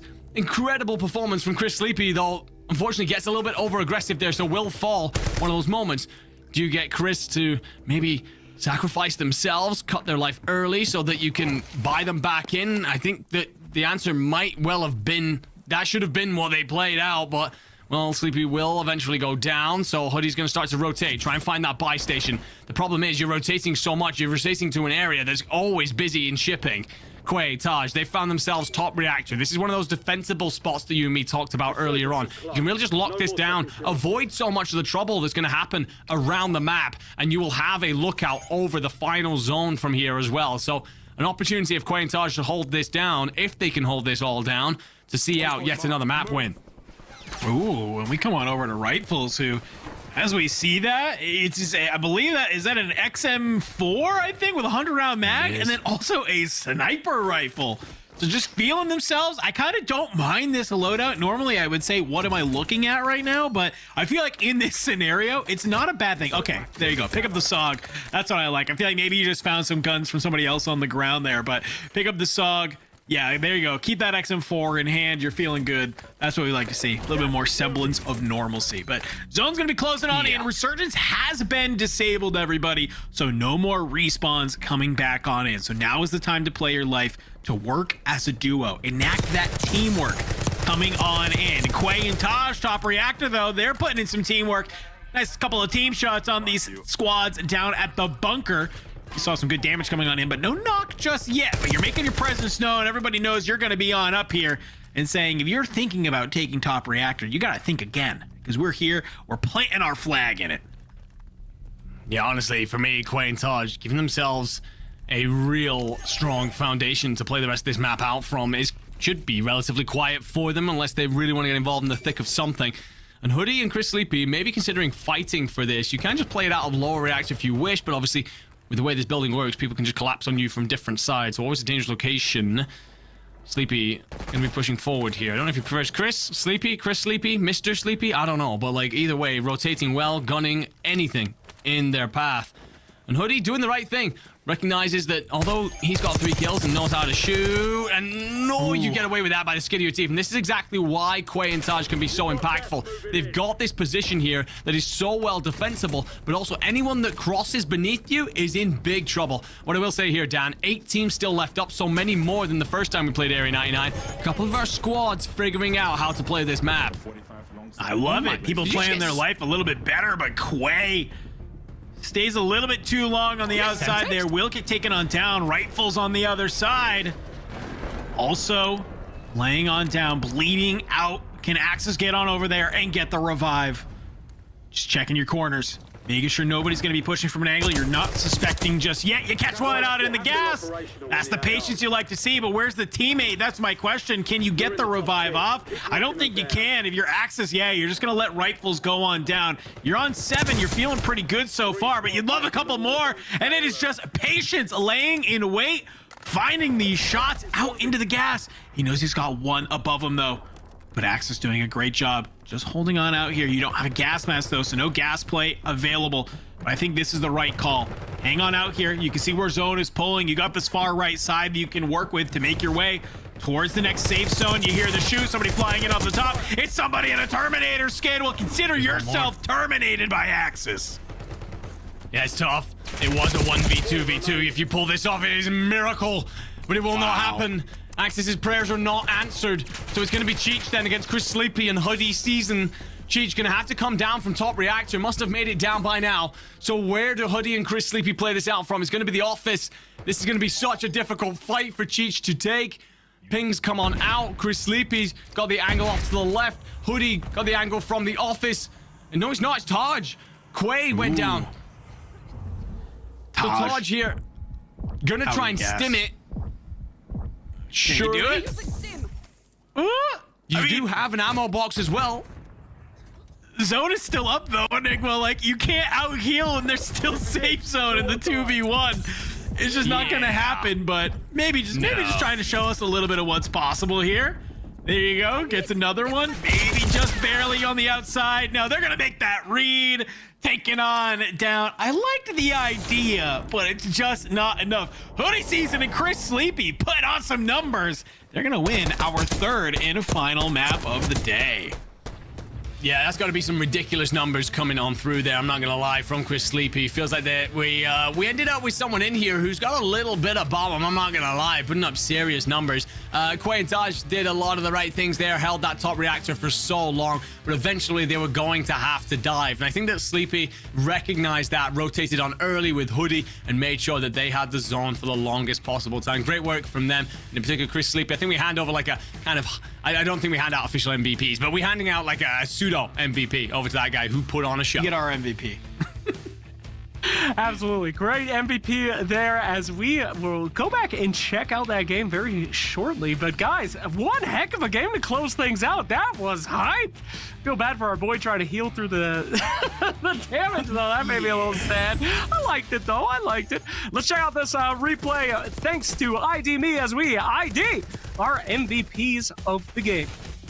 Yeah, some great things that we saw throughout the entirety of that game. I love that what Enigma pointed out earlier. Feels like everybody coming back here to Area 99 had a much better idea of how they wanted to play this map moving on through it. And it definitely felt like it. People's positioning was a lot better. We were seeing them catch a lot of people out. There was a lot of our same usual suspects that we saw all night long that were making some great plays, mainly the people on your screen right there, Rifle and Axis. Doing a great job, putting themselves in great spots, picking people out of the sky, getting some. It wasn't enough at the end of the day, but what did matter was Chris Sleepy and Hoodie Season able to stay alive and really just put belt to the lobby. I mean, yeah, absolutely. Belt to ass is exactly what we're looking at there with Chris Sleepy, who went crazy. Thought this was fantastic work, though, from Axis. Really just does a great job here. You're in a 1v2v2. Hold your nerve, hold your gunny, and, you know, you get this situation here where, you know, Taj and Quay were up high. One of you has to dip on off in the end, and you just managed to lock in a couple of kills. Unfortunately, outnumbered in a spot where you're just going to be outgunned. But did a great job for so long there to stay in the fight and make it interesting. But, of course, Hoodie and our friend Chris Sleepy will see it on through. Feels like we've had, I am correct in saying we've had different winners for every single map, yes. right? So a spreading of success here, which is something that we like to see. We didn't want to see one team just totally take over. Felt like we had a lot of superstars come on through. I see that look from you, Slacks. I see that. I saw that. It's all good. We're going to move on forward. We're going to roll forward here. A lot of superstars in our lobbies is where I was going with that one. No problem, guys. You go wherever you want. It's all good. It's a safe place for you to do whatever you need to do. But yeah, absolutely incredible for us showing on our variety here, as my, the excitement of myself, it finally catches back up with me. I'm so excited. I'm lagging out the universe here, but now we have returned to our own time zone. So thank you guys for an incredible casting there. We hope to see you again every other week on Black Ops, but hopefully we get some more Warzone. It's up to you guys to vote Warzone in our variety segment over and over again. Yeah, hey, no whispering in the chat. I see you. Okay, I can see that. No whispering. Sorry. I'm kidding. All right. But guys, thank you so much for an incredible job there. Congratulations to our winners. Again, every single person that you're seeing on this show is either a veteran or active duty, and we are giving that prize money straight to them as a thank you for all that they do. But we couldn't do it by ourselves. We do have a lot of fantastic partners on the show, especially our guys here today, Onward Ops, who are helping vets transition from active duty into civilian life, and of course the great people at Face the Fight, who help face that fight against loneliness, isolation, and bringing us all together to be a fantastic community, as we are here today. And of course, Call of Duty Endowment! Couldn't be playing Call of Duty without the Call of Duty Endowment, so thank you so much for that as well. Shout out to our communities that came as well, you guys spreading that out through the veteran communities, through the active duty communities to get us our players. So, gentlemen, it was an absolute pleasure, it was an absolute honor. Any final words before we head off to the next segment? No, great to be here. Thanks for having us. We can't wait to do more. All right. Yeah, follow up with Dandro there for keep it minimal. Absolute pleasure. Can't wait to see it all come together. And, well, already a wonderful community there in Twitch chat. So, yeah, had an absolute blast and can't wait to see you all again. Thank you very much, and shout out to Wacky Pizza, who's typing in the chat right now. Good frags there, my friend. Very good work. All right, we're going to get ready for our next segment, the Family Throwdown with Gold Star Gamers, right after this short break. We are the ones, travel the road, carry the flag wherever we go. We are the ones, carry the load. We are the ones.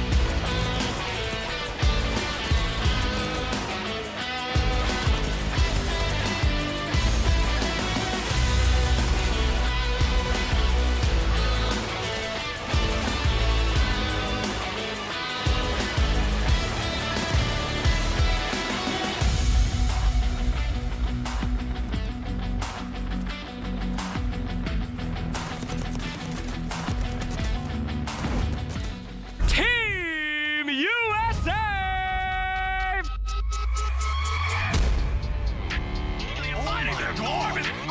He just survived. He just put a shield up. He's fine. Oh, God. No, please! He's mine! Give him to me!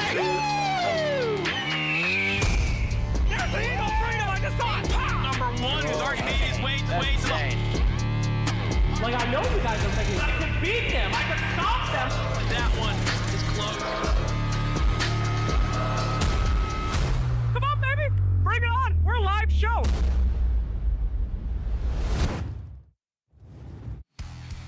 You are back at Gamers and Guardians, and it is time for our next segment, and we have two legendary casters that you've never heard of because you're probably not a Dota fan. No, just kidding. We have Trent and Lyrical joining us for the family segment. Gentlemen, how are you doing? Are you ready for the family throwdown?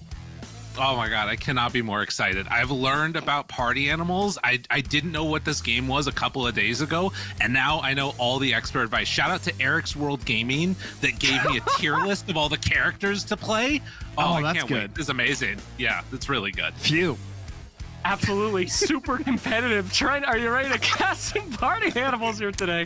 Yes, in our dynamic, Lyrical is the play-by-play, and I'm the expert. So I feel like this is very important. I'm going to have knowledge to drop. You know, I've had some experience here at Gamers and Guardians already. So I know the power of some of these weapons here, and I know that people coming in here and playing, they can be vicious. So y'all better watch out. Absolutely. Dangerous. Absolutely vicious in the family segment. Now, guys, I do want to remind you that in the family segment, this is the same as winning any other segment. If you come on and you're in those try-hard lobbies like we were just in, we were playing Call of Duty Warzone, we had actual esports teams coming in and just dumpstering poor casuals, that's tough to win. But coming on the family segment, you got Get in hits, here. you got everybody else. This is a great opportunity for you guys to come in, get yourself that dub. You get the same amount of money cut prize pool. You get the same LAN invite because we want to provide a great place not only for people to be competitive, but also to play with their family members. So that is right. We're going to be doing 3 rounds. We're going to have up to 3 winners.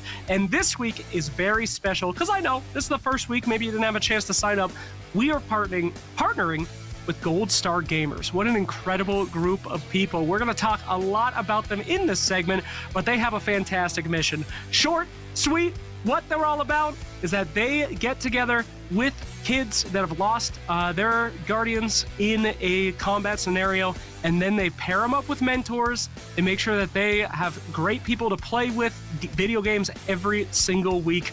And today we have filled our lobby with some of those fantastic Gold Star gamers, their mentors, and we have quite a fun show. So yes, those winners on our 3 rounds here today on Party Animals will be taking home not only the dubs, not only the invite to the LAN qualifier, but also that sweet prize pool. So don't forget, this is a charity show. If you do want to, you can donate, and all of your proceeds will be going to these kids, to these winners, and we are going to do some good stuff here today. So thank you very much.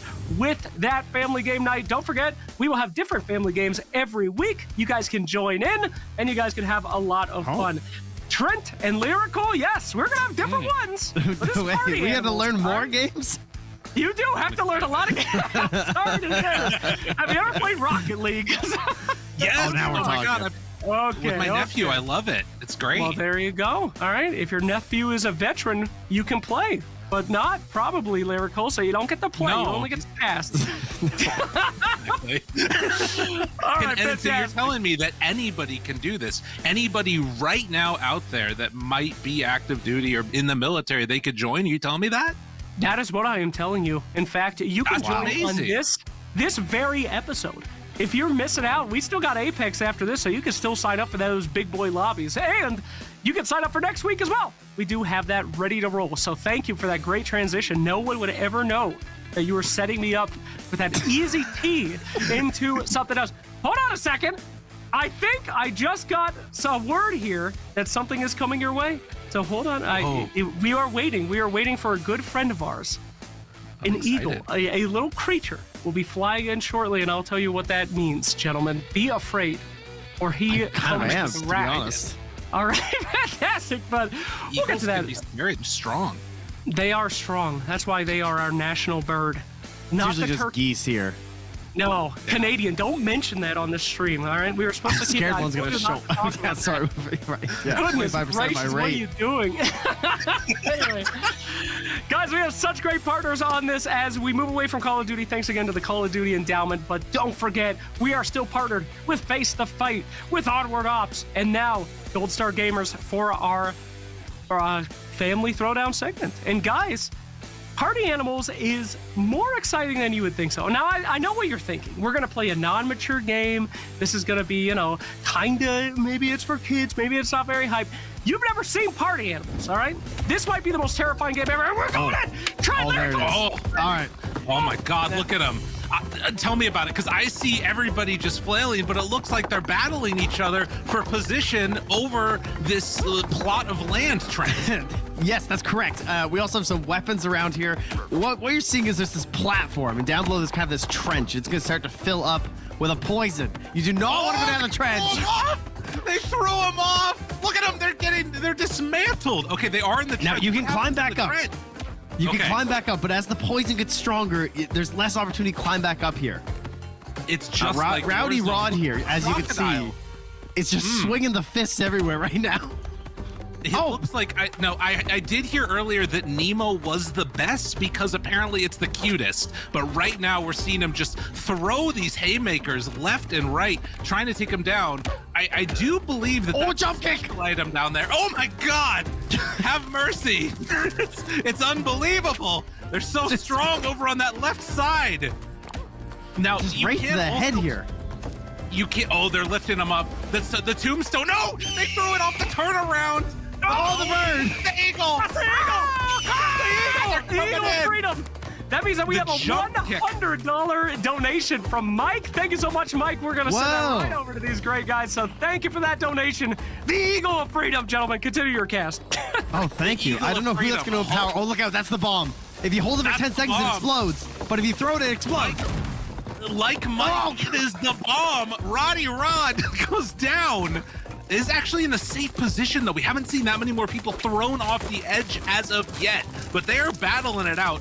I thought that this one was going to get brought down quicker, but as you can see, it is very much a back and forth. Is that somebody encased in ice?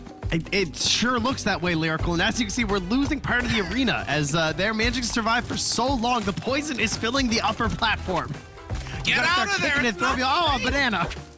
Banana. I believe that also once you do get out, you can start throwing items in to still be a part of the action as people are falling like flies. Oh, It's down to the 1v1. last two. Can they take him out? Down his spring. Roddy Rod, they're trying to take him down. 30 Oh. seconds. Give him Who's the gonna kick. win? Give him the Is punch. it Tay? Freak. Tay's out. Is he out? Ah, Oh, Tay's flopping. No. Oh, poop on the head. He can't believe it. Unbelievable. Rowdy Rod throws poop on the head for the win. Unbelievable. That's only first round, though, Lyrical. They got to get 3 crowns here, as you can see at the top. Oh, we're back in again. It happens that quick. Oh, I thought this is was not a replay, buddy. We are just going. Oh, wow. All right. Party now, Animals is real. Based upon the last round, I don't think there's discernible strategy. But Oh, wow. Throw them into the poison. And if you Dude, I keep love doing it that, when they lift eventually them. they'll get taken down. Yeah, that's really good. Oh, my God. Is that a giant lollipop? They're going to It lollipop appears to him be, yes. off. Oh, throw him. Oh, no. The kid he thought he was going to throw, but he got hoisted by his own petard. Oh, And my now gosh, that back hit so hard. To it. Yes, it really did. Look at it's got some. Oh, they all get knocked off the edge by that big That was a bomb triple there. off. That It's was 2v2, but it's the crazy. 2 unicorns versus 2 singles. The unicorns, you must work together. Use your strength. Gotta push him, punch him, get him out of there. I saw a bat down there as well, and Oh, no! every time. Take Get you up, with get them. up. Can they? Can they manage? Are they going to stand on his fingers like Scar on Mufasa? There's a chance Ah. it might happen. Kick, punch, undeniable is their Oh, valiant shovel. effort, but they're throwing him off again. Oh, that was high skill. Punch into throw. Dude, Roddy Rod is really looking good. Rowdy Rod knows how to play this one. Oh no! and now Oh he's no, getting Rod! thrown off. You cursed him out! What happened? Look at that! He Rey Mysterio Jr.'d him. He went off the top rope. Look at that. Oh, he's back. They're going in. Roddy Rod is also not hiding off to the side, just getting in there constantly. Now, I think we only As have you say 3 that, left. immediately goes to hide off to the side. Caster Curse exists across games, Trent. We've got a minute left. Can he do it again? A second time. One from each squad is still alive here. Can they carry the momentum out of Now, this I would work second together round? and eliminate the winner personally. That would be my strat. You're right. Team up on him. But do they Yeah, have that like- communication right now? Whoa! You know what? Look at that. Oh, geez, these jump kicks. They're really Oh, another one to the head. It was a little bit of a glancing blow, though. Need to hit that All right, so one who do we got? We got straight Aldrezic, on. The fish. Whoa! Tay Freak. Tay Freak is in the poison. Tay Freak is gone. Hey, freak. But the unicorn. Aldrezic. Oh, let's look at her. go. Excited. Aldrezic with the round win. Unbelievable. All right, so that's green up 1, blue up 1. We are still waiting for red. Can they do it this time around? Although, oh my God, the shovel just to the face. Oh, right in the Consistently, head. Trent. Oh, It's unstoppable. it's so chaotic at the beginning here. Wow. The thing about it, though, is that all it takes is one good push, and that dinosaur could be down in the muck. I mean, Well, he's Drezek just trying to get a quick swirling one. wildly. Oh my God, he's spamming. He's spamming. I've seen this That's before. good. Look, he's gonna spin again. Oh, he's gonna spin again. Oh, they hit him in the face. The lollipop is way too strong. Do you have a We tier gotta list get him of- off the of platform, items though. yet? Oh, wait till you That's see right. the fish get going. The fish is, Wait, is up that- there. Is that one just gone down in the bottom? Is Roddy Rod out of there already? He's not moving. I don't know if they've been. Maybe they're playing dead. It could be. I think you have an HP bar, I believe, also in this one. So if it Well, drops you do down, get- then it's all over. I guess Oh so. my God, they're gone, and now down into the muck again, trying to get back inside. Whoa! Oh. Big explosion. Look at the dinosaur, though. He's constantly going in. Oh, you can pick up That- those rocks. I didn't even know that. That's nice. Go. That's new tech. Dude, that Tech. shovel would hurt so bad. Still spinning. Oh, right underneath. I mean, Oh, I think Michael Matt's right gone. Michael is Stop! He's already dead. just mantling them, but now stuck on the ground too. You got to get back up. A couple more rounds. The double unicorn squad is owning, but 2 bombs down, anything could happen. Are they gonna win? Dude, they're doubly armed. Oh, they're double a crossbow. Looking, hunting, shooting, trying to Oh, find yeah. that dinosaur. They're just getting into close range with the crossbow. 360 No now, let's go. regard for dinosaur life. Can they find the hit? The shovel. The shovel's back to toss down to the low ground. Oh my God! With the comeback, the It's dinosaur mine man now. himself. Michael did it. All right, we have 3 right. teams now with a single crown. That's crazy. I can't believe they actually did that. All right, the So wait, he's fast. on fire. He's on fire. Look at him. Or that maybe that's just the skin. I'm not sure. It looks to be on fire, which surely makes him stronger, or he's losing health. But a tennis racket, Trent. That's what they need to get this action I started. like it. Maybe hit back some of these arrows. Oh yeah, that'd be a good way to play it. Again, getting a wide angle here. They're lifting up the kitty. The bunny is going to throw him out. It's almost Easter time and says, "Get out of here." But rabbits don't lay eggs, Trent. Oh no, As no, they're they don't. But they do to for my another children. avenue. So, believe. I mean, they just bring the eggs, so it's fine. Honestly. Do you do the vinegar soaking ones as well? Oh yeah, buddy. I'm looking That's just the way like this to be. party animals. You know, soaked in Wrong bombs. out there. The bombs. The cow is just standing still.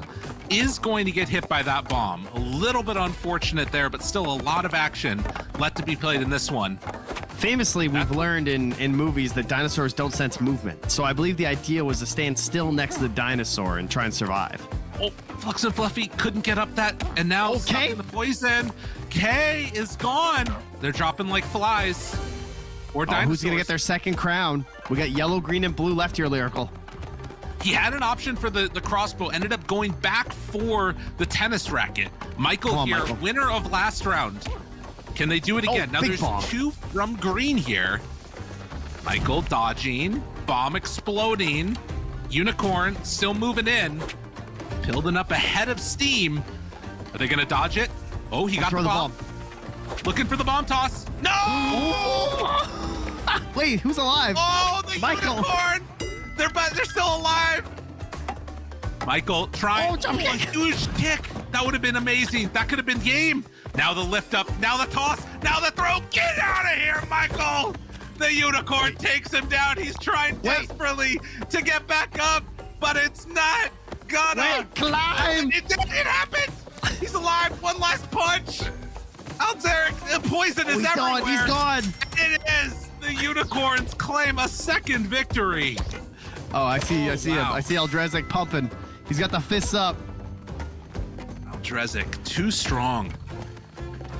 Man, blue up 2.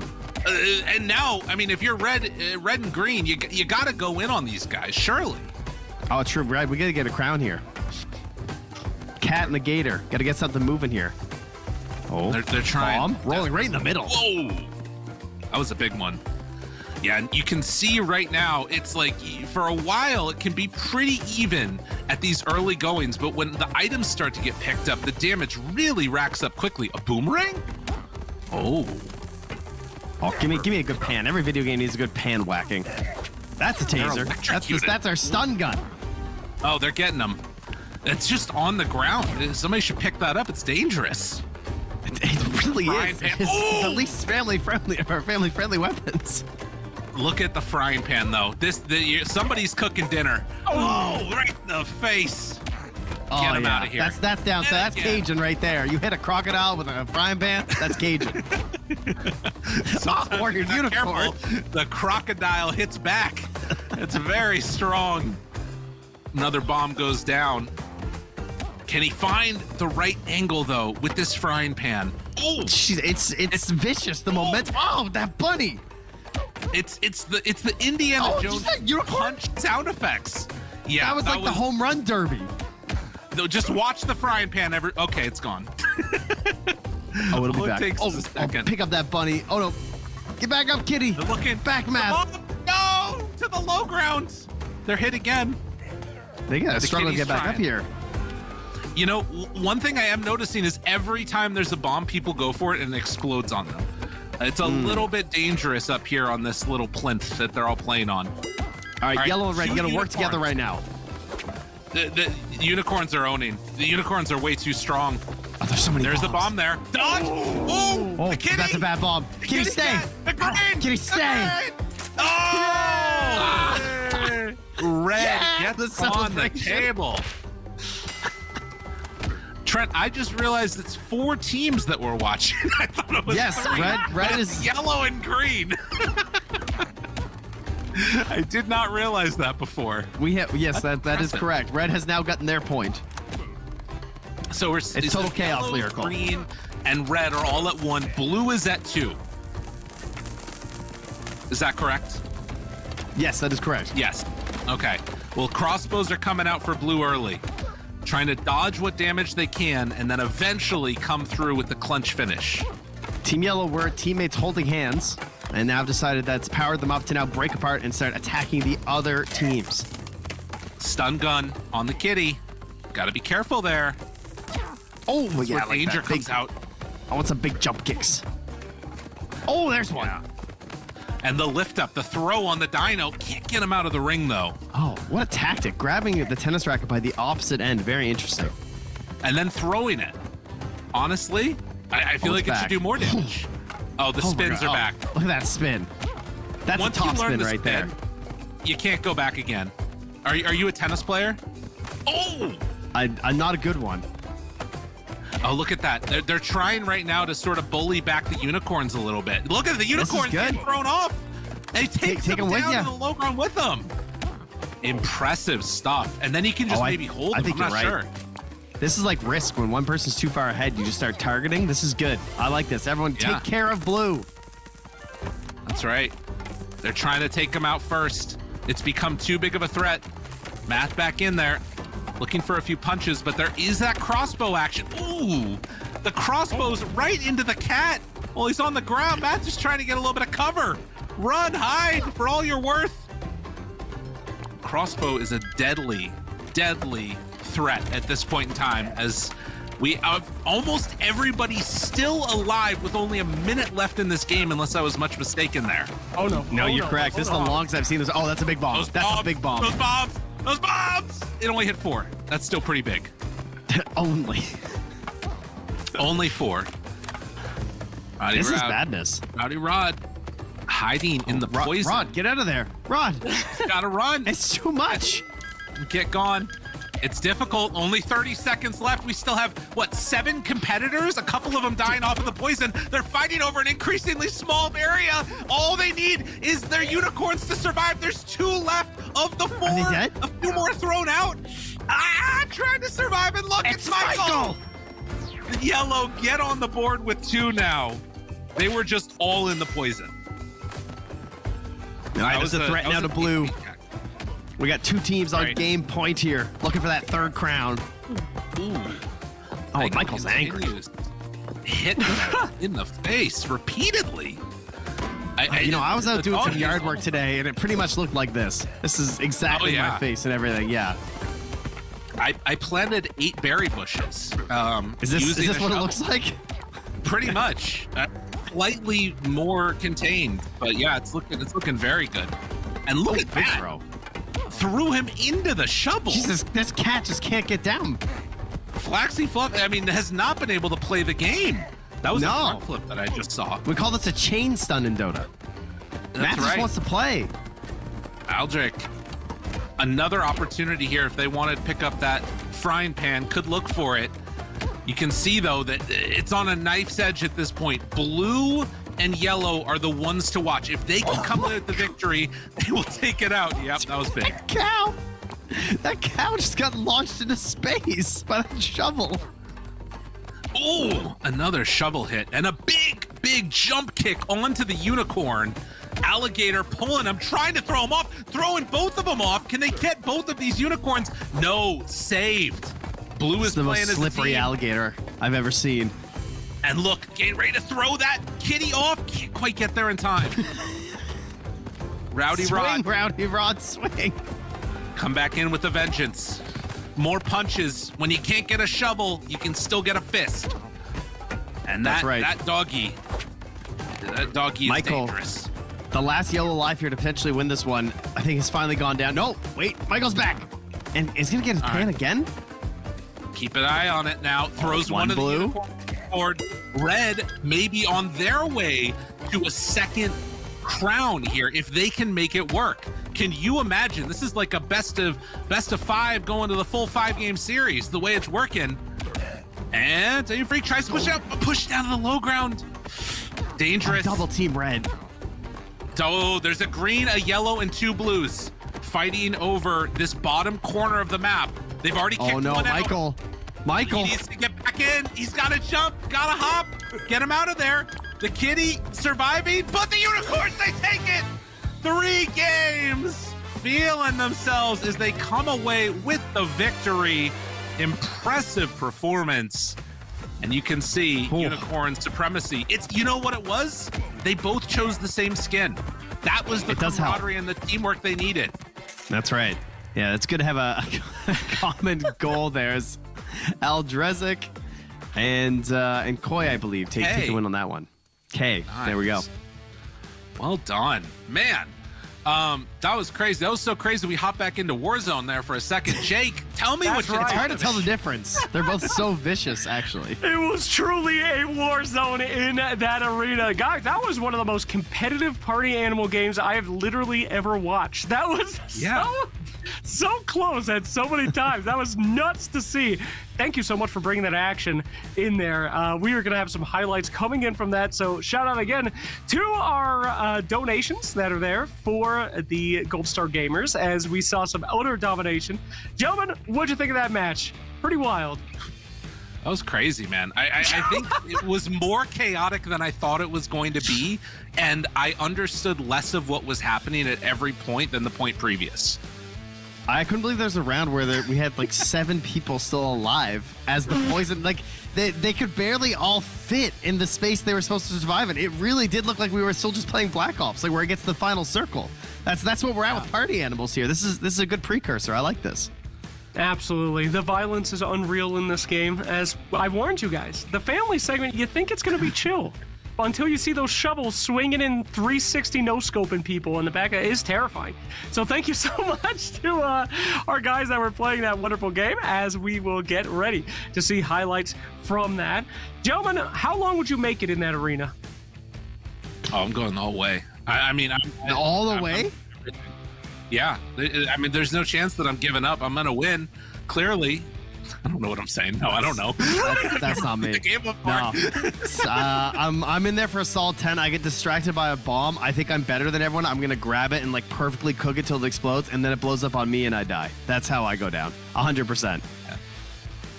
Absolutely. Well, gentlemen, thank you so much for stopping by for our family segment this week. We do have our winners over from Gold Star Gamers, so shout out to them. Any final words before we send you off? It was a great opportunity. I love the charity.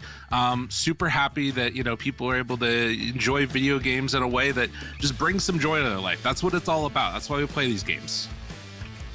Yes, these games especially. Yeah, 100% agree. Very, very happy to be here. Thank you. Thank you for bringing us in. It was excellent. Absolutely. We'll see more of you guys in the future for sure. We have many episodes to do together, so do appreciate you for coming in. And we will get rolling onto our next segment. Now, nobody forget that you guys can still sign up. We're going to talk a little bit to the Gold Star Gamer guys coming in soon, but for now, let's go to a break.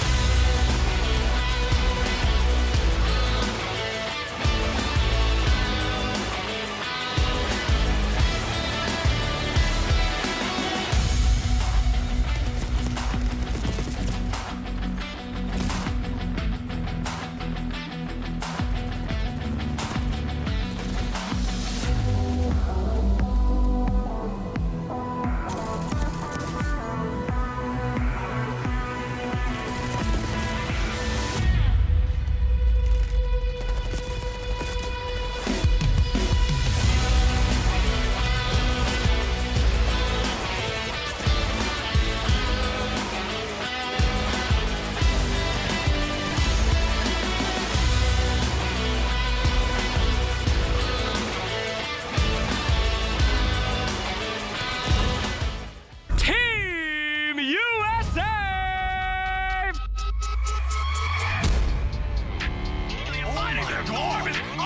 He just survived. He just put a shield up. He's fine. Oh, God. No, please! He's mine! Give him to me! There's the Eagle Freedom. I just saw it. Number one is already made his way to the... Like, I know you guys are thinking, I can beat them. I can stop them. That one is close. Come on, baby. Bring it on. We're a live show. Every day, our veterans face unseen battles. But no one should fight alone. Face the Fight brings people and organizations together to reduce veteran suicide. Every life is worth living, and every veteran matters. Together, we can face the fight against veteran suicide. Welcome back to Gamers and Guardians, my friends. That is right. We are here for week 1, and we have had an absolute blast so far. Shout out to everybody that participated, but in particular, shout out to Gold Star Gamers, who were present for our last segment. Again, if you didn't know what they do, Gold Star Gamers is a program that takes any kids that's lost one of their parents in combat and gives them a mentorship program where they get together every week, they play some games, they have some fun, and then those kids become mentors for the next generation. So an absolute fantastic partner that we have here today, one of many of our partners, and we will be seeing Gold Star Gamers many more times on this show. So don't forget, if you guys donate, we will split up that prize pool between our partners that we will be partnering with every week for our charities and for the winners of each game. So shout out and congratulations to our winners there from Party Animals this week. And don't forget, you can still sign up with your family next week to play in our game. I believe the signups are already live, and we're going to be playing Fortnite Prop Hunt next week. So come and join us. It should be a blast. But we do have one more series coming up here for the night. It is finally time to get our Apex on with our fantastic Apex talent and casters. But before we get there, let's just take a moment to talk a little bit about our friends who are helping us put on this show. Of course, we have Face the Fight, who you guys just saw. We're absolutely fantastic, and they are great and dedicated onto fighting against isolation and loneliness for our veteran and active duty community. And of course, we have Onward Ops, who specialize in the transition period between serving and civilian life.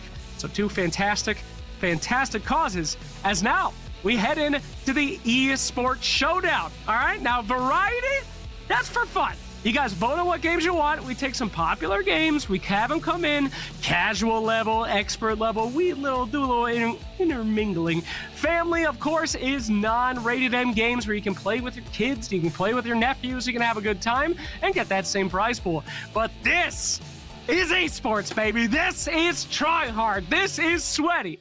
We want teams to come with full squads. We want the same guys to compete every week. We want to find the best of the best, and that is what we are going to do here today with Apex Legends. We're going to have our teams come in and play some fantastic games and see who is the most skilled in our esports showdown.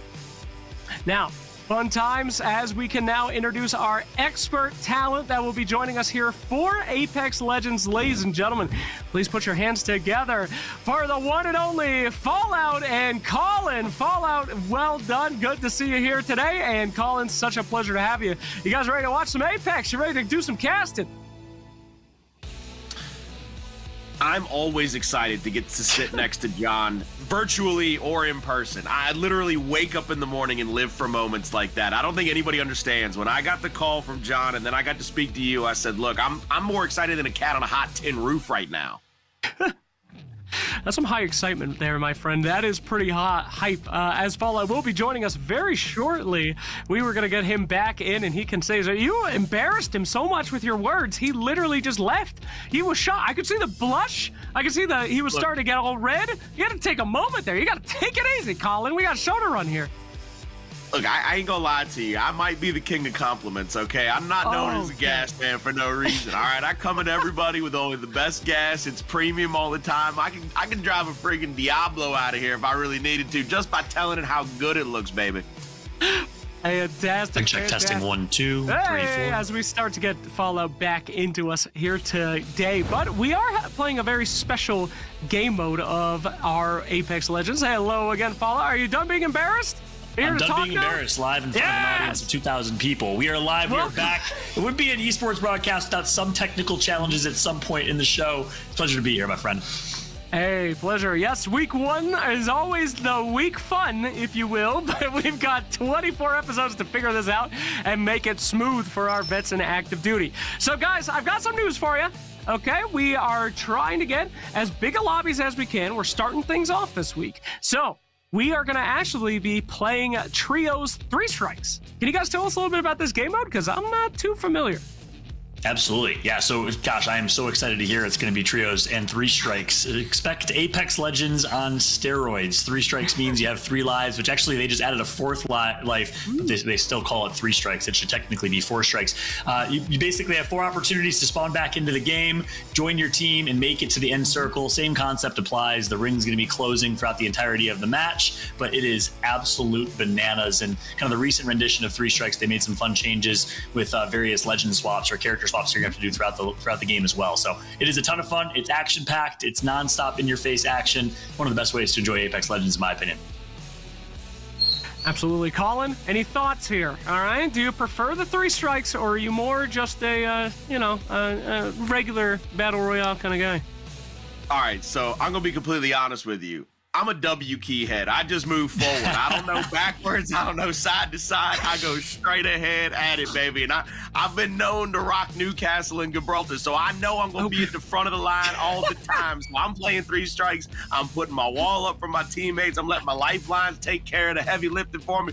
But, baby, I love 3 strikes. It's going to give you a lot of that close quarters combat, especially late in the game, because people are going to know I might got one more life to live, baby. I might as well put it all on the line right here. Yeah, I got to tell you, Slacks, that is why I love Colin, and not only as a duo and as a caster, because he is just support hype man extraordinaire, but it also translates in game, because I'm like the Bangalore nonstop in your face DPS, high energy type of character, type of player. So I love playing my man Colin for that exact reason. He is the ultimate support tank, for sure. Dang.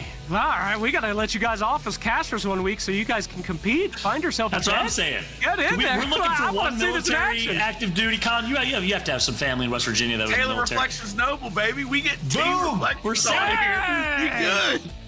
All right, duns and duns. We'll be seeing you guys next week, I suppose. But for now, you're going to need to cast, all right? Hold that off. Don't forget, if you are in the chat, all you need to do is know a veteran or an active duty guy. You can get in. You don't have to serve, but we want to make sure that everyone here is having fun and playing with their friends and meeting new people. Speaking of which, new friends, new people, I would like to say that this specific segment is owned up by Onward Ops. So they are going to be receiving your donations here. If you choose to donate, we're going to have a QR code on the screen. You guys can donate. We'll split that prize pool between all of our winners tonight. And this specifically will be going towards Onward Ops for this segment. So thank you so much for our incredible partners. And we are about to get into our Apex Legends game, guys. I am super, super excited. Oh, excuse me. That was on me. Onward Ops is all over us for the show. They are huge on all of our segments, but this one in particular is for Face the Fight. This is Face the Fight segment. So again, if you don't know what Face the Fight does, it is a transitionary sponsor that goes through when you're coming out. Oh, excuse me. Getting all sorts of confused. Face the Fight, excuse me, is a organization that helps our veterans face that fight between loneliness and isolation, bringing in communities, getting them together, much like our community here that we are building on Gamers and Guardians between us all. So all of our sponsors are so important. They are so beneficial to what we are doing here today. And for this one, it's going to be Face the Fight. So do scan that QR code. Get ready to help out Face the Fight, and we will spread it to your winners and to that charity. So thank you so much. Woo! Guys, we have a lot of partners. A lot of people come together to make this show happen. So do excuse my confusion there. But in Apex, together, we're going to face the fight here today. All right, boys. So tell me about this game mode. What are the best strategies? How are these guys going to win? Because we've got some ringers in here again. Colin, I'll let you take first dibs at that one. It's a good question. So I I like that think question. one of the big Slacks. things for three strikes, one of the big things is early on, you might take a shot at somebody. You might drop hot, try to get a couple of teams to lose a life, because then you know on the back end, especially if you've got that extra life advantage, as the game gets closer to those final rings and they stop the respawn, hey, look, we might be able to take one more chance. We might be able to take one more shot. I think what you're going to see is a lot of what is the current meta. You're going to see a lot of those Gibraltars. You're going to see a lot of Newcastles, because as those rings get closer, as you get more and more of those CQC fights, you're going to be looking for those bubble shields. You're going to be looking for those walls. Guys can only counter that with speed and intensity. Somebody like Fallout, they're going to have to throw the smokes as Bangalore, get a little bit loose, let that speed take over for them and try to get to the back end. And of course, you might see a couple of people throw some of those non-meta in there. You might see an Octane double jump behind your Newcastle wall. Next thing you know, you're having to worry about somebody shooting you in the 6. You got to turn and burn on them, baby. But I think right now with 3 strikes, play a little defensive late, but you're going to have to be a little aggressive early. Come out hot and then pump the brakes and play it straight. Yeah, it's actually got to add on top of that. Colin covered the game mode. First off, yeah, this guy's got metaphors and similes and crazy statements for days. But adding on top of that, Colin covered the game mode incredibly well. I want to speak to a little bit about meta. Right now, you're going to see a ton of assault characters and assault legends. As a result of season 24, buff to the assault class, you could stack grenades. You're going to see a ton of ballistic and a ton of Mad Maggie, a lot of fuse in play, I think, per team. And then I'm excited for 2 weeks from now. So for those that are at home, maybe you didn't know about this tournament until just now, I think it might actually not be too late to sign up. But definitely sign up. 2 weeks from now, we'll be back. The Skirmisher mid-season patch buff is coming. Ooh. So Skirmishers will be buffed. Wraith is going to return to glory, and a lot of those OG characters that people love. It's been a long time since Skirmishers as a class got some love. So I'm excited for that. But for today, a lot of assault and a lot of support or defensive characters, as Colin mentioned. Absolutely. And again, for this esports segment, we are going to be switching off between Black Ops 6 and Apex throughout the tournament. So if you come in today, you don't make it, don't worry, you can always sign up and we'll try again and again until you finally get that dub. But this is some serious stuff, all right? So bring your best, get your squads together, and pay attention to those patches. Guys, what was your favorite patch in Apex? Do you like where the game is right now? Is EA sponsoring this segment at all? Oh, no. We're good. You can say whatever you want, guys. No, I'm just kidding. For me, favorite, I think some of the changes that were made were rambunctious and outlandish. Getting rid of red shields and the TTK being significantly reduced, to me at least, kind of goes against the core of what Apex was, which is a high time to kill, opportunity to outskill your opponents. But with that said, I think it's fun to watch. It's still enjoyable overall.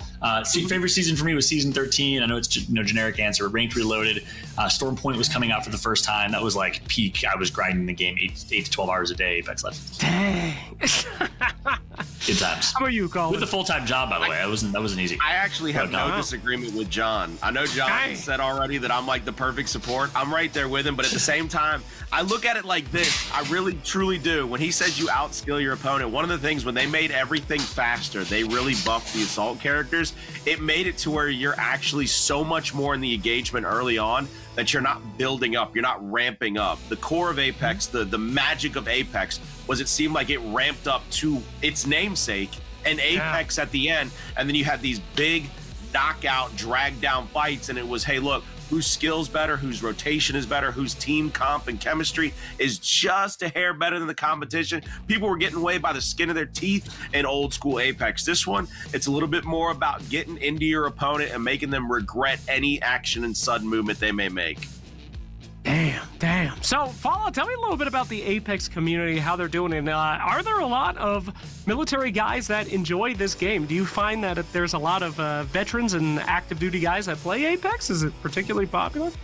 Love that question. Big time. I mean, it is a massive military community. Actually, when I was streaming actively and running kind of custom matches and lobbies, the vast majority of my lobby every single week were actually military members of the community. So it's by far, I think, probably the largest, if you had to kind of pick and choose various communities that exist in Apex or in games. I think the military community in Apex is by far the largest.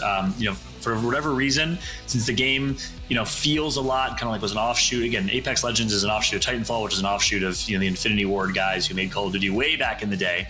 So if you like Call of Duty, chances are you're gonna like Apex Legends. In my opinion, look, this ain't no shade, but we saved the best game for last. All right, Apex Legends is like a very high skill version of Call of Duty. If you are a competitor, you like to win, you like to compete, you like to out-skill your opponent, which fits kind of the military vibe very, very well. So I think for that reason, military community is massive in Apex. I love it. Oh, you're gonna get yourself in trouble here. You better be careful. All right, we got a lot of There's a lot of Call of Duty fans in the military too. You're like, we'll let the casuals keep playing Call of Duty. Well, this is the competitive esports segment. You called it that, not me. Oh, that is what I love to hear. Thank you for the S talk here, Fallout. That is why I live as a esports guy. Colin, have you always been a Apex guy? Is this your main deal, or tell me a little bit about your history? I was always a Gears of War kid. At the end of the day, I played Gears. I played a little bit of Call of Duty on the side, but it was Gears of War until I die. I still play that. But Apex dropped, and Season 0, I was like, what is this nonsense? And I was like, let's go play it with my best friend. I think that first time we played, we probably dropped for 24 to almost 36 hours straight. He and I were hooked. We loaded in with a random third, but we got hooked. And from that point forward, it became a game that I could get on, I could enjoy, because I knew my mindset was to always win. But I also took into every single game, hey, look, guys, we're going to have some fun. We're going to figure out how to have fun throughout the night. We might take a bad beat or two here, but I'm going to make you laugh. We're all going to leave with smiles at the end of the night. And if we have to hot drop one more time, get one silly win over a team we probably shouldn't have gotten a win over, we're going to do that before we get our butts whooped in that final ring, and we're going to get out of here on a high note, baby. So you're the guy who always says, we need a win before we go to bed with the squad. It's like, what? Well, you've been losing I do like to go to sleep on a dub. We're like, first off, he's not even that guy. That is just a known rule. That's a rule of Battle Royale, period. You can't go to sleep on a loss. And if you win, you have to also stay awake because you have to streak and see how long you can win for. So basically, you never sleep. Slacks, I got to turn the question on you, brother. I know you're, Mr. Dota man. That's right. Mr. MOBA Dota guy. Very sad. What's your FPS skill like? You play some Apex? Can we jump into the trio? Are you actually kidding me? Of course. This guy's talking about Gears of War. I started on that game too, baby. All right, I could go Nasher on you all day. All right, I'm a Lancer God. I got bad news. You can't go Nasher on Fallout. You're talking to one of the goats of the game in the middle of this segment. Gentlemen, right here. Chat, please vote for Gears of War to come up in the variety segment next week, because we'll get these two guys.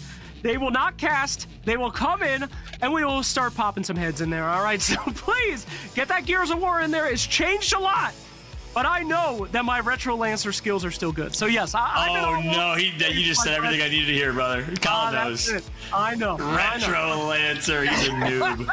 I'm not a noob. It's very powerful to charge forward. And your sawed-off shotgun, right? You're the guy that used to run around hiding corners and. Absolutely. I don't play. man's gonna get back aid into last week. All right, I'm gonna tell you that much right now. Guys, video games let you be whoever you want to be. In real life, I'm an honorable, fair, kind guy. All right? In these games, I'm those disgusting fiend. I will do whatever it takes to win. I don't care. I genuinely don't care. I am a disgusting little gremlin if it means I get the W, which is why I'm not playing, because I know our community, quite the opposite. I mean, they're heroes, they're gangsters, they're doing fantastic. Me, full gremlin mode, no mercy. Full gremlin. By the way, this is why we get along so well, because you just define me and who I am as a human being so incredibly well.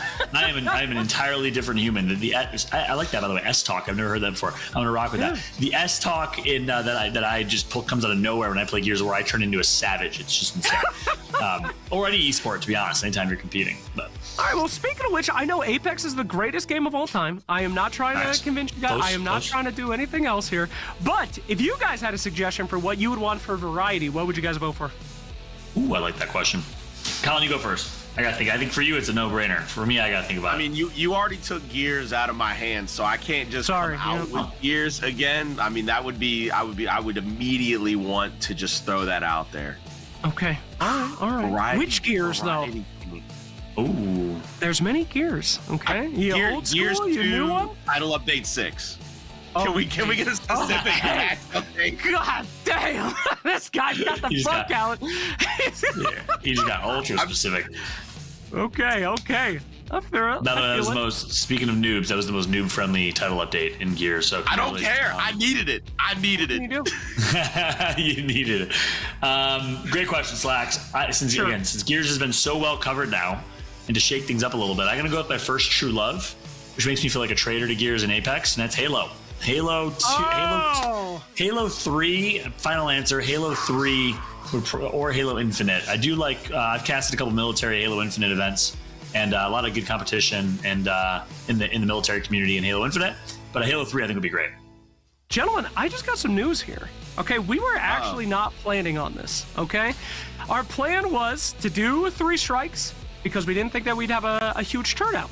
We have been passing it out. This is episode 1. Nobody could expect that, figure out how many people we have.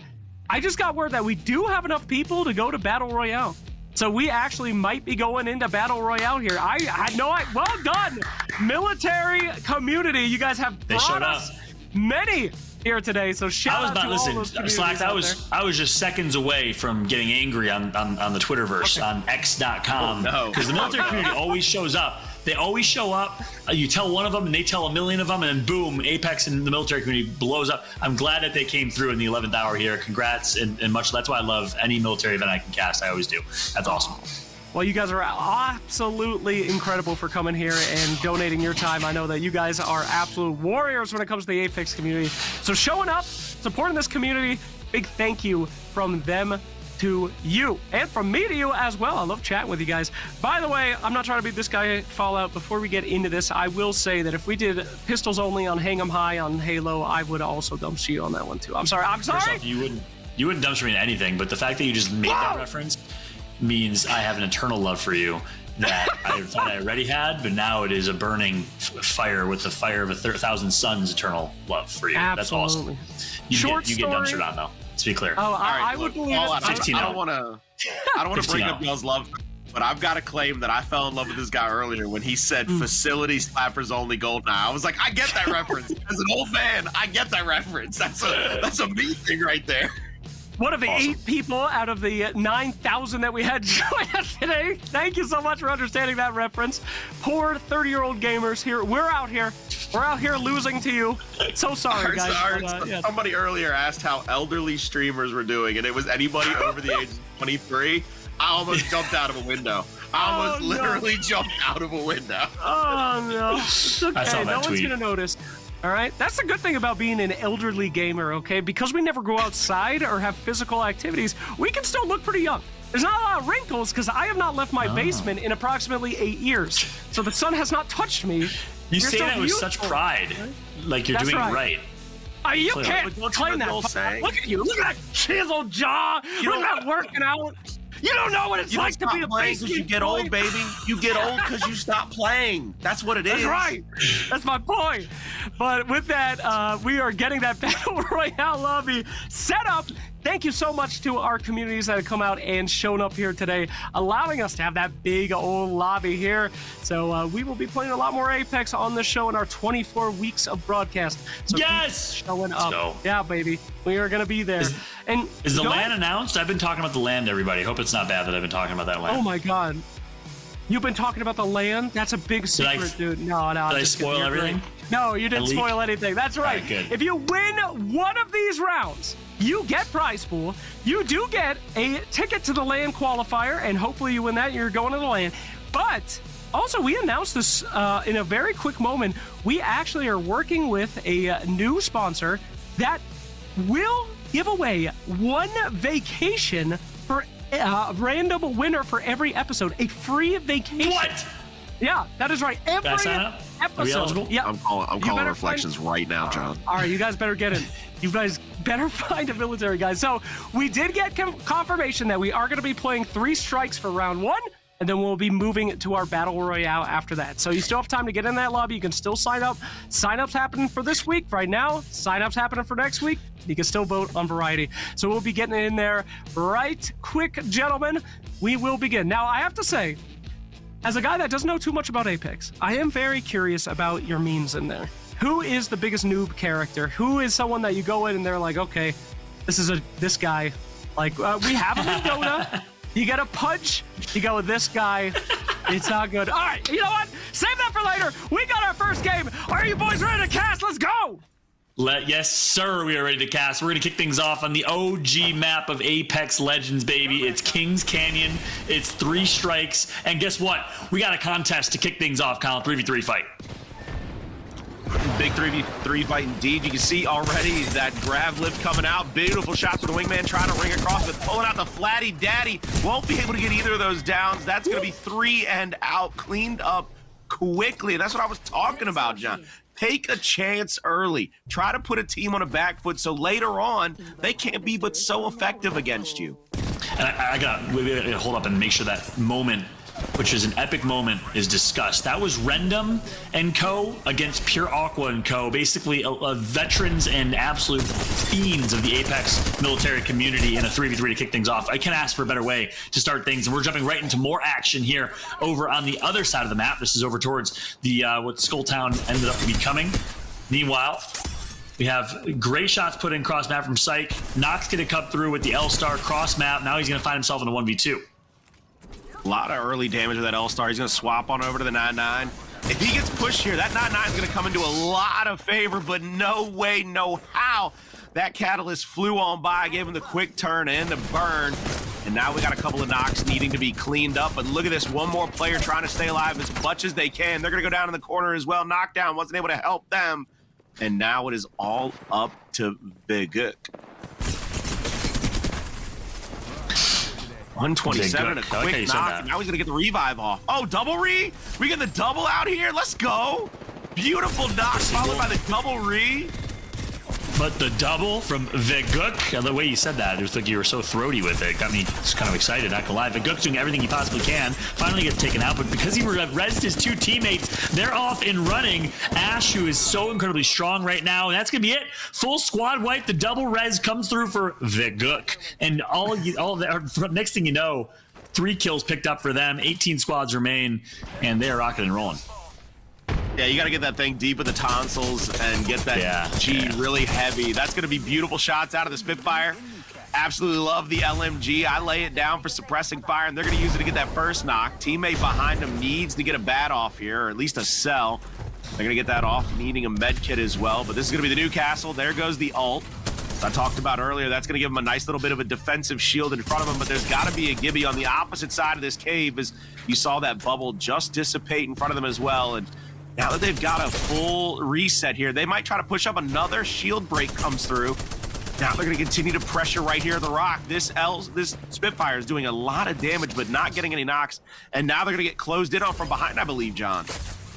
Yeah, that's right, guys. This is why I was excited for 3 strikes. It is non-stop action, and there's so many names here. This is why I'm so excited to see this. All the military Apex fam, especially a lot of the ones that used to show up to the Fallout Customs we used to run back in the day. Lion, Casellos, they're all showing up in numbers here. Love to see it. A lot of great talent here. Lion, I know, is incredibly talented player, but now down to just 5 HP. Hiding behind a Newcastle wall, quite literally like Fort Knox here, but they're going to be forced to back out and reset. There goes the Mirage ult. They're going to try to confuse a couple of players here, but there's going to be the first knock. Now they're going to see the second player get bamboozled, and that's going to be the ultimate bamboozle as the squad gets wiped. And quick little re there on the Newcastle. They'll be able to go for a full reset. Malicious here sees the noxious gas inside of the building, knows they're using it purely for defense. Now he's going to rift on through the wall, finds him huddled up in the corner and says, look, nobody puts baby in the corner, but I certainly do. Another quick team wipe there. Well done. But guess what? As long as your whole team does not die, you can do exactly this. You can fly right back into the game, into the lobby. You got multiple lives, 3 lives to be specific. Well, now it's actually 4. Casello's going to back out and reset. And they'll live to fight another day. Lion does get a knock on Rendum. So again, this is some top team versus top team gameplay here. Lion takes out Rendum, just gets shut down by Peasy. Just like that. Last member alive here. Good shots coming through from Just. Brilliant stuff. Yeah, EVA 8 usually super strong, but using the shield to the best of its advantage, jumping in and out of it, just returning fire every time they pulled the trigger. They made sure they weren't getting taken out right there. And Up top here, looking across, Yazzle's trying to get some of those shots with the Nemi to come through. Looking across here, Nemesis, little burst action rifle that speeds up with every time you pull the trigger over across to the truck. Not able to pick up any damage underneath that hood and is going to slide back across now. Looking for anybody that might try to engage them, but it looks like we're going to have another little fight here. The Lifeline's going to go for the quick revive. Stuck inside of a building yet again, and that's one of those places you don't want to be. Here's the dual-wield P2020s. You know what you got when you got dual P2020s, John? You got a hope and a dream, baby. That's exactly right. All you need is a hope and a dream. Whole squad's going to get right, but they should be A-okay with their lives to get back into this one. And of course, 3 strikes not to be confused with, I think it's called revive mode, reborn mode, can't remember the one it is, where you're always able to come back as long as your teammates are alive. Obviously 2 different game modes here. In this one, you do have 3 lives, now 4 lives, and different legends. That's why we're seeing a ton of different legends on display. But Veguk is still playing his Mirage because I don't think he's died yet. Yeah, Veguk has done everything he can to keep his team in this, but he's going to be knocked right now. And now we see Grems having to try to get a bat off here, trying to get their shield back. This is going to be a little drop. Here comes the Arc Star to blow the door off, and that Valk is just going to fly around, do their best to avoid the splash damage. Going to go for a quick revive here on Veguk. Veguk now is going to be back alive, and he's going to get his own bat off. Valk's going to be picked up a little bit there, a little bit of that early damage onto them, and let's see what Exotica can do here. Exotica's going to return to the fight here, dropping back down to that bottom ledge. That's going to be Grems getting the knock onto Barely. But this is not going to end here because there's still 2 players just roaming around looking for their opportunity to try to re-engage Veguk's squadron. Hello, everybody. This is me. I'm sorry to interrupt your cast. We have a donation here. There we go. That is going to be from Big Fan. Thank you so much for your donation to Face the Fight. All right, back to you guys. Keep facing that cast. Big Can, thank you so much for the donation. Slacks, you have permission to interrupt one in general whenever you want, as long as you could call like an eagle, and especially when donations are made. Thank you so much, y'all, for supporting Face the Fight. Listen, if you know anybody who's in the military community that has served, you know how important it is to support these nonprofits, these charities that do so much for active duty and veterans in the military here in the U.S. So thanks so much for everyone that's supporting. Any donation, small or large, goes a long way here. And of course, not only goes a long way, but actually goes to the prize pool and gives a chance for veterans, active duty military to compete for something great, which doesn't happen often. A lot of military tournaments are free, just for fun, just for bragging rights. It's pretty awesome there's a prize pool here, Colin. It's indeed an awesome thing to see that everybody's able to come together for such a great foundation and a great support system for these people. And look, it's Face the Fight because look, at the end of the day, all we got is each other, and we got to be there for one another, just like this team is trying to be there for one another. Mirage is going to get another bamboozle there, John. And I mean, right now, Kendall Jenner, who I'm pretty sure is not actually playing that character, has shot at 3 different Mirages, not found any damage because they've been bamboozled 3 times. And what's the old saying? Fool me once, shame on me. Fool me twice, shame on you. They've been fooled 3 times. I don't know what's going to rhyme with that, but they're going to have to move out of here and try to reset the fight. If you were J. Cole, you could have completed that rhyme, but you did get that the other way around. Fool me once, shame on you. Fool me twice, shame on me, Colin. As you got to learn from your mistakes. Revenant's going to get the res. You notice how fast that... You notice how fast that res was? That's another mechanic of 3 strikes. You revive a lot quicker, which means you get to go right back into the action. Another donation? Are you kidding me? Bunch of legends out there. That's right, guys. We have another gamer with another donation for Face the Fight. Thank you, another gamer. You're just another gamer here, supporting the cause. Ah! Back to you. Yeah, but Slacks, what gamer was it? Another gamer? Which gamer? Just another one. Just another one. Just another one. That's like the scene from Dude, Where's My Car? That was a great moment in Apex Legends. Who's on first? Apex Legends. What was that? Haven't you ever heard the joke, who's on first? Who's on first? The guy's last name is Who. No, I'm serious. Who is on first? Yeah, I know who is on first. Dude, it's another Dude, Where's My Car scenario? Yes, it's the same thing, but it's from the 1920s. Who is much older than you, John? I'm much older. I'm 120 right now. Yeah, clearly you are. We need a Gen Z version of that. Someone help us out. Yazu, gonna Yuz right out of there. I don't know if that was good. I tried. Just gonna pop a shield battery, get back to full shields. Big fight going on right now in what I call No Name Ville. One of my favorite places to fight, one of my favorite end circles. A lot of good damage being put on here. 17 squads still remaining, which means people are dwindling down to their last lives here, their last strikes. You'll see at the top right how many strikes you got left. Well, it shows right now on display. And I think this actually might be the original version of 3 strikes, because I only see 3 lives. And I believe there's a 4th life that was added recently to the ranked or the public match version, but I might be wrong on that. We just found out we're doing 3 strikes literally 10 minutes ago. I can't believe I see Advantage. Like, I just never see Vantages on the map, and I'm shocked that I get to see one.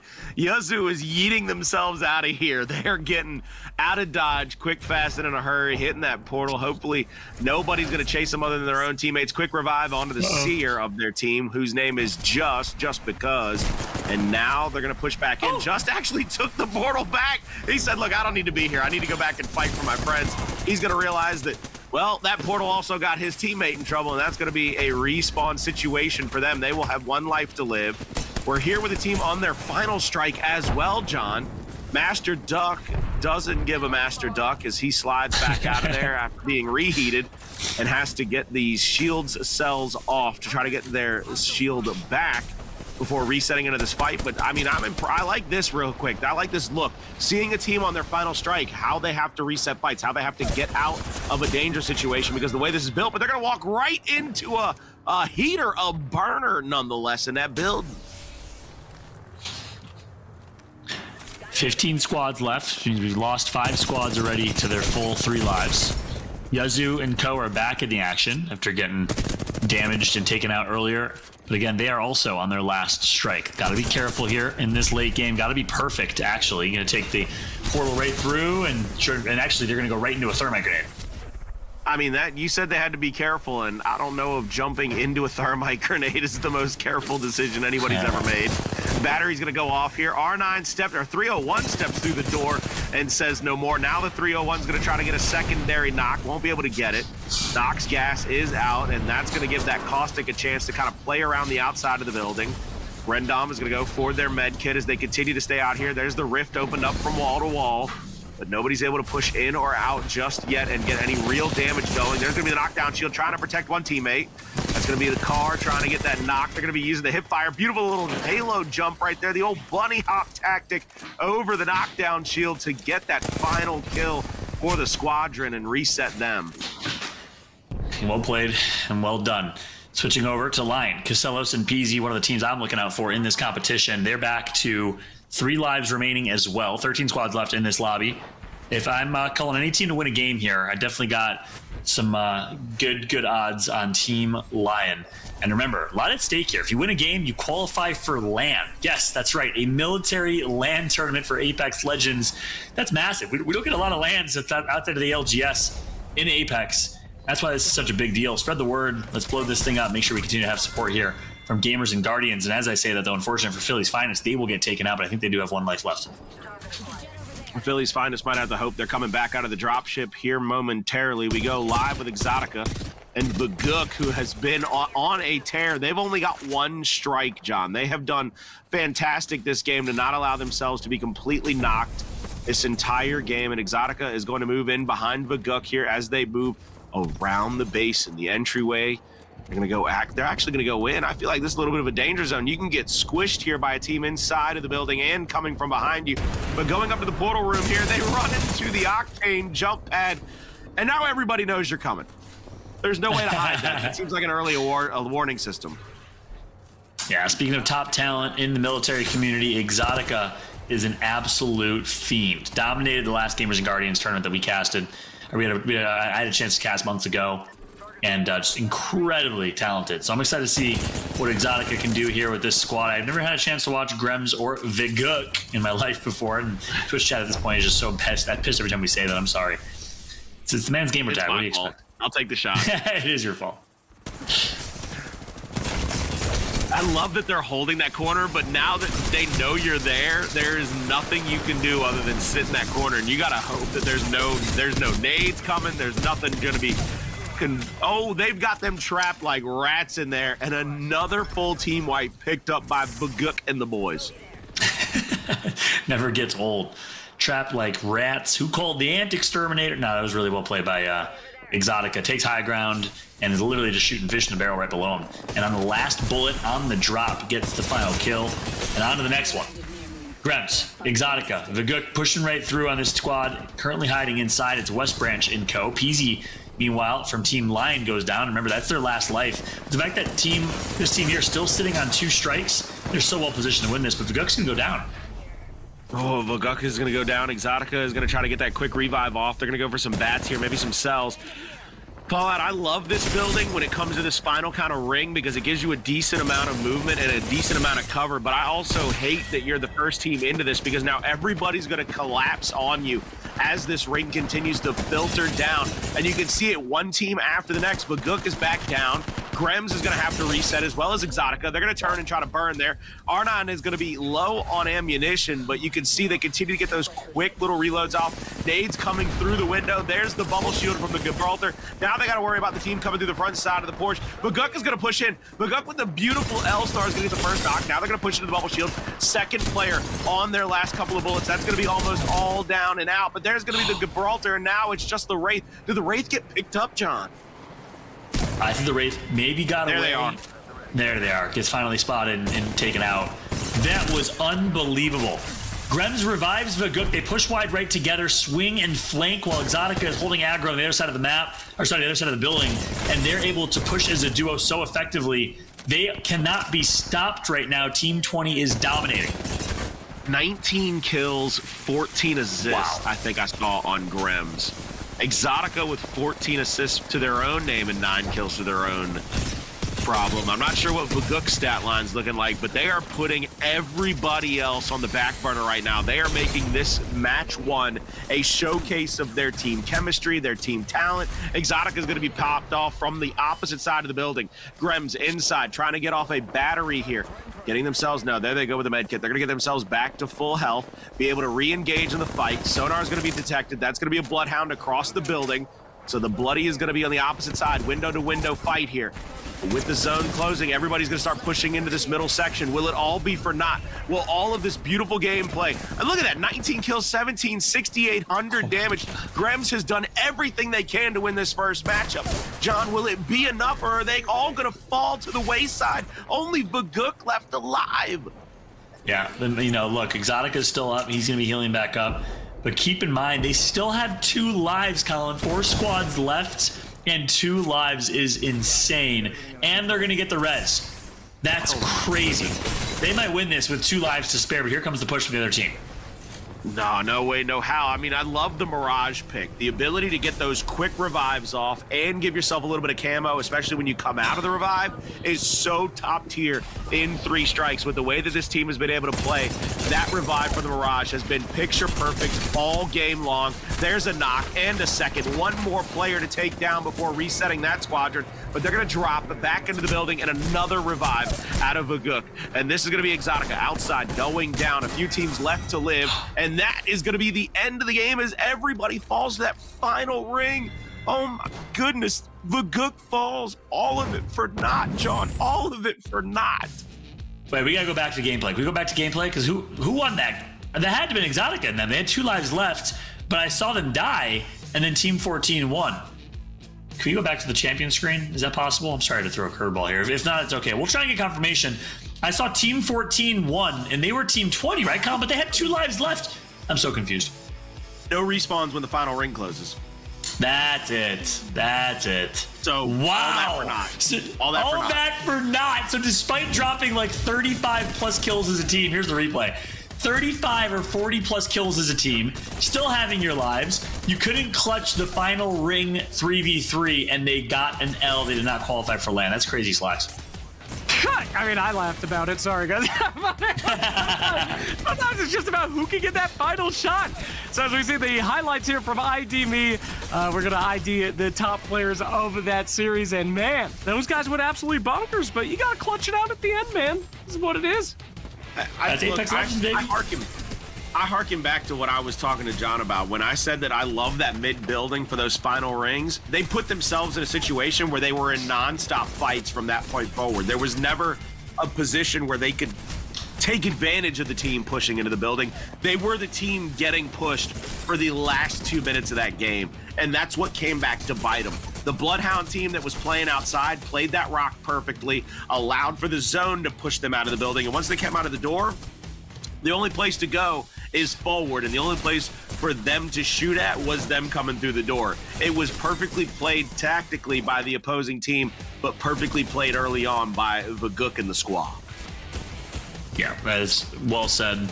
And look, I don't know if this was a game, if this is a 3-game or 6-game kind of esports rules, LGS rules series, that would have been perfect. You got a bajillion kills, you got a bunch of points. Who cares about second place? But given that the format is win and you're in to LAN, and by the way, win and you get the vast majority of the prize pool, you gotta get the dub. You gotta position yourself good in late game, and that's actually kind of cool because that means like textbook Apex Legends, Colin, it still applies. You gotta be able to rotate effectively, find God spot, and secure the dub. That's great. Absolutely. Heck of a game that we saw there, but you gotta go by our certain rules. Number 1 gets the dub. That's what it is. As we will get ready for our next lobby, guys. If you're having fun watching this Apex, don't forget, you can sign up.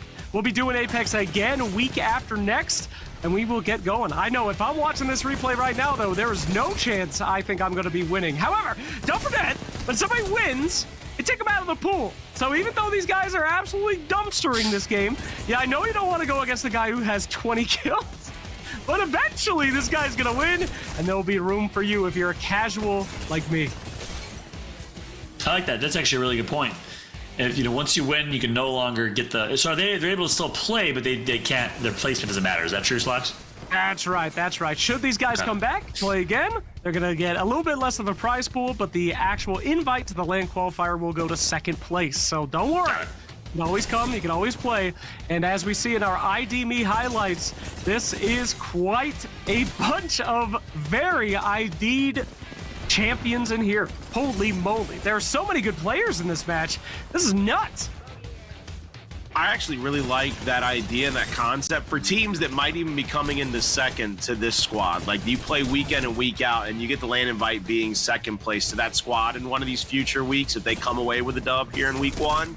You want to get reps against them. The only way you're going to get better is playing against people that you might not think are better, but have that higher skill ceiling, that are clearly showcasing that they've got the grit and the grind to do it. Iron is only sharpened by iron. So I'm continuing to sign up. I'm continuing to get my reps. Once I get that LAN invite, I'm here week in and week out trying to make sure that these skills are sharpened and the senses are honed, because there ain't no way, no how with the bright lights on a big stage with somebody like Slacks possibly talking on my gameplay. I ain't gonna come up shabby. I can tell you that much. Me?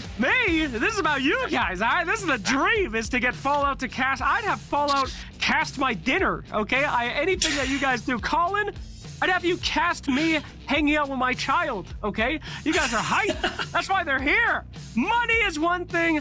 LAN qualifier invite is another thing, but you two, you guys are making it special. So from all of our vets and active duty that are playing here today, thank you, gentlemen, for coming. Wow. As now, to get things ready, we're getting them ready for the next series, guys. I still do believe that we are going to be going into a battle royale for our next series. So still super hype as we are getting that lobby filled up. Gentlemen, do you think life is fair? Should you be able to get 20 kills and not get the W? Let's talk about it, all right? Is life truly fair, or do we only care about those who are victorious? Wow, that's deep. You're right, Slacks. That's a metaphor for life. Apex Legends is a metaphor for life. You could do all the right things, you can get 30 kills, but if you don't put yourself in the right position to, set yourself up for success in the end, it doesn't matter. It's all for nothing. Life isn't fair, Colin. I knew life wasn't fair the moment I laid eyes on John. I said, how God go give him all that and give me about this? He'll give me about a little bit of this. Dude, look at this schnoz, Colin. What are you talking about? I got a nose the size of Antarctica. Why, well, say sometimes life is not fair, but with friends like Face the Fight, there we go, nice transition, you can find out how to make that even better. So don't worry, we have plenty of resources out there. If you know somebody who could use a little helping hand, if you know somebody that you'd like to support, go ahead and shoot them over to Face the Fight. And if you'd like to donate, of course, we do have that QR code here for you for this segment. All of your donations will be going to Face the Fight and we'll be going to the prize pool for everyone here today. So don't worry, guys. Life might throw you some curveballs, but together we can all face that fight in a wonderful way. So thanks a lot for coming in here as we get ready for our next little map. We are just filling in the final slots here today. Guys, it's been one heck of a game over and over again as we see tonight. It has been absolutely fantastic to see all these active duty and veteran players come in. I had no idea they were so skilled. We saw party animals, we saw shooters, classic shooters, battle royale. It was great. We've been having a party ourselves. Yeah, honestly, you hit the nail on the head. Every time I cast military Apex, I am mind blown. Like, even active duty or veterans, but veterans, yeah, maybe they have some more time. Active duty, people are like in the Navy on a ship for 6 months, 8 months of the year, and are 9,000 times better than me in Apex Legends. I don't understand how they are so good at Apex. Some really, really great talent. Rendom in particular, actually, who I think Rendom might have been on Team 14 that got the dub, who I mentioned is one of the kind of champions of previous military tournaments. Rendom was in the Navy and is one of the best Apex Legends players that I've actually cast. He's unbelievable. Absolutely fantastic. How would you stack up there, Colin? You think you could survive that lobby that we just saw? Only if I had better shooters than myself around me, and then me just riding their coattails. That's how I'd had to word that. I had to find somebody with a nice long tux on. I could just grab on them coattails and just give it the old penguin on a slide. Whee! Okay, that's fine. That's completely fine. We could get it. A lot of guys. We'll take the first 3 weeks winners and put them on a team with you and see how far you can get, Colin. Should be great. I believe. I ain't gonna lie to you. You give me Fallout, I'll take any third on planet Earth. 7 billion people walking planet Earth, I take any third. Colin still thinks I'm Fallout circa 2009 when I was a professional gamer 16 years ago. Listen, hate to break it to you. Hate to break it to you, Kyle. Look, I can still shoot a little bit, but I do fall in the 30-plus class that struggles to keep up with these Zoomers. But you know what? I don't care. I'll have all the hype in the world. Count me, you. Let's get a Vexies on our team. We're going to make it happen. Oh, yeah, baby. Hey, I ain't mad at that decision. I ain't mad at See, he's got the mind, baby. He got the mind. Good looks and mind. That's why God gave him all that. And all he gave me was this. I think all three of us have experienced brain rot here. I mean, there is no way we can possibly keep up, but that's okay. That's okay. Now, earlier I asked you guys, who is the joke character in Apex? Who's the guy that you look at and you're like, oh boy, here we go. Who do you guys think is the try-hard in Apex? Who do you see in those lobbies and you're like, okay, this will be good? For the longest time, it was just Wraith. If you saw Wraith, you're like, great, somebody's trying to make a montage. Here they go. That Octane is definitely up there. Like any Octane you see in a lobby. But the Octane could also be a giant noob character too. Like complete scrubs play Octane. So it's hard to say. But when you're in ranked top tier lobbies, if you see an Octane, you're just going to get flown at by a complete sweat. Gotcha. Okay. I like that question. Okay. Who's the tryhard character in Dota, Sir Slacks? If you're playing Dota, you're not trying too hard, honestly. I mean, that's Isn't that the opposite of the truth? Isn't Dota the most tryhard game? It's as tryhard as it gets, but you're lost in the sauce at that point, man. I mean, that game's been around for like 30 years, all right? You have tried. That is true. That's a good point. And you have failed. That is why you're still playing Dota. I mean, you're stuck. You're stuck in the abyss in purgatory. purgatory. The second one, right? Is that what you're trying to say? Is that why? That's right. Some dudes are still playing Dota 1, all right? They're truly trapped. There's some Dark Souls, they're in the abyss. They're not coming out. So, Slacks, were you a pro ever at Dota, or were you just a caster? I mean, you were one of the best casters of all time. Were you a pro ever? Don't do this, Fallout. No, I wasn't. Oh, you were a pro. I was never even. Genuinely good. I was never even top X%. An absolute dumpster from the 14 years misery. So no, I don't have that background that you have. It's like, oh yeah, look me up on Wikipedia. See when I was good. I ain't got that. It doesn't exist, and I don't appreciate the insinuation that it could have happened, okay? I got midlife crisis going on right now. I'm not enjoying this. Colin, how'd you do it, though? Because Dota is so try-hard that usually it's like you have to be like Black, that German guy. What's that guy's name, Black? Yeah, that's right. Right. No. You know what I'm talking about? Yeah, I'm aware of who you're talking about. You know what I'm talking about. If you're not like a pro who can come in and just make fun, roast all the people, what are you even doing? Why are you casting? How'd you do it? Why do you think I'm here? Okay, if I was the best, I'd be doing a Dota event right now. I thought you were the best of the best. You were the best of the best in my opinion, Slacks. It's not Wow, over. you're the best of the my It's the opinion. third part of the set. Here's the truth. No. You know Joe Buck? You know Joe Buck, Slacks? Are you a football guy at all? Baseball? I don't Sports? believe in traditional sports. I only You don't believe in them? sports. No, I don't. It's like Santa Claus. Okay? I've never met a single person What that are we watched talking football. about over here? What are we doing? Hey! No, If but I anything, do know wouldn't Joe Buck. esports be like Santa Claus because they're not real? They're games. They're virtual realities. Anyways, I digress. What is Joe real? Buck is a broadcaster. In my opinion, he gets hated on all the time. But in my opinion, he's one of the better broadcasters in terms of like pure broadcast talent. Never never laid foot on a football field or a baseball diamond. He's like 5'7". Couldn't have made it even if he tried, and he's one of the greatest. So Slacks, I'm telling you, there's still hope for you in your Dota broadcasting career. Thank you so much. I hope It's entertainment. You gotta be entertaining. You're entertaining, Slacks. You're funny. We're gonna work on that too. Yeah, keep rizzing me up. Nothing's gonna happen. I know I'm not gonna make it to your level. You don't have to pity me as we get ready for the next were beyond series my level, coming my in friend. there. Oh, you guys are the best. Slacks and I Yes. casted a Tekken tournament together once. That was pretty Oh sick. my god, that was an ancient. I drank Neither of us bathwater knew on that anything one. about Tekken, but we. What did you say, Colin? Did you talk about microspacing? In Tekken, you have microspacing. Microspacing maybe was mentioned by someone. Maybe. Did you mention You're microspacing? hoping. I don't know what the hell that is. No. It's basically this. It's like the perfect spot where somebody's move couldn't hit you. Like you Wow. knew where to stand against your opponent in old school Tekken. You knew the The only microspacing where they could and could not hit you. Only thing I remember from that tournament is they made Fallout shave his beard, and then they made me drink the bathwater that he did it in. So that was a great time in my life. So shout out to that. That is true. There's proof on my Instagram. They made me do a segment because I think there was like a razor brand that was a sponsor. Was that what it was? That's That was what it was. right.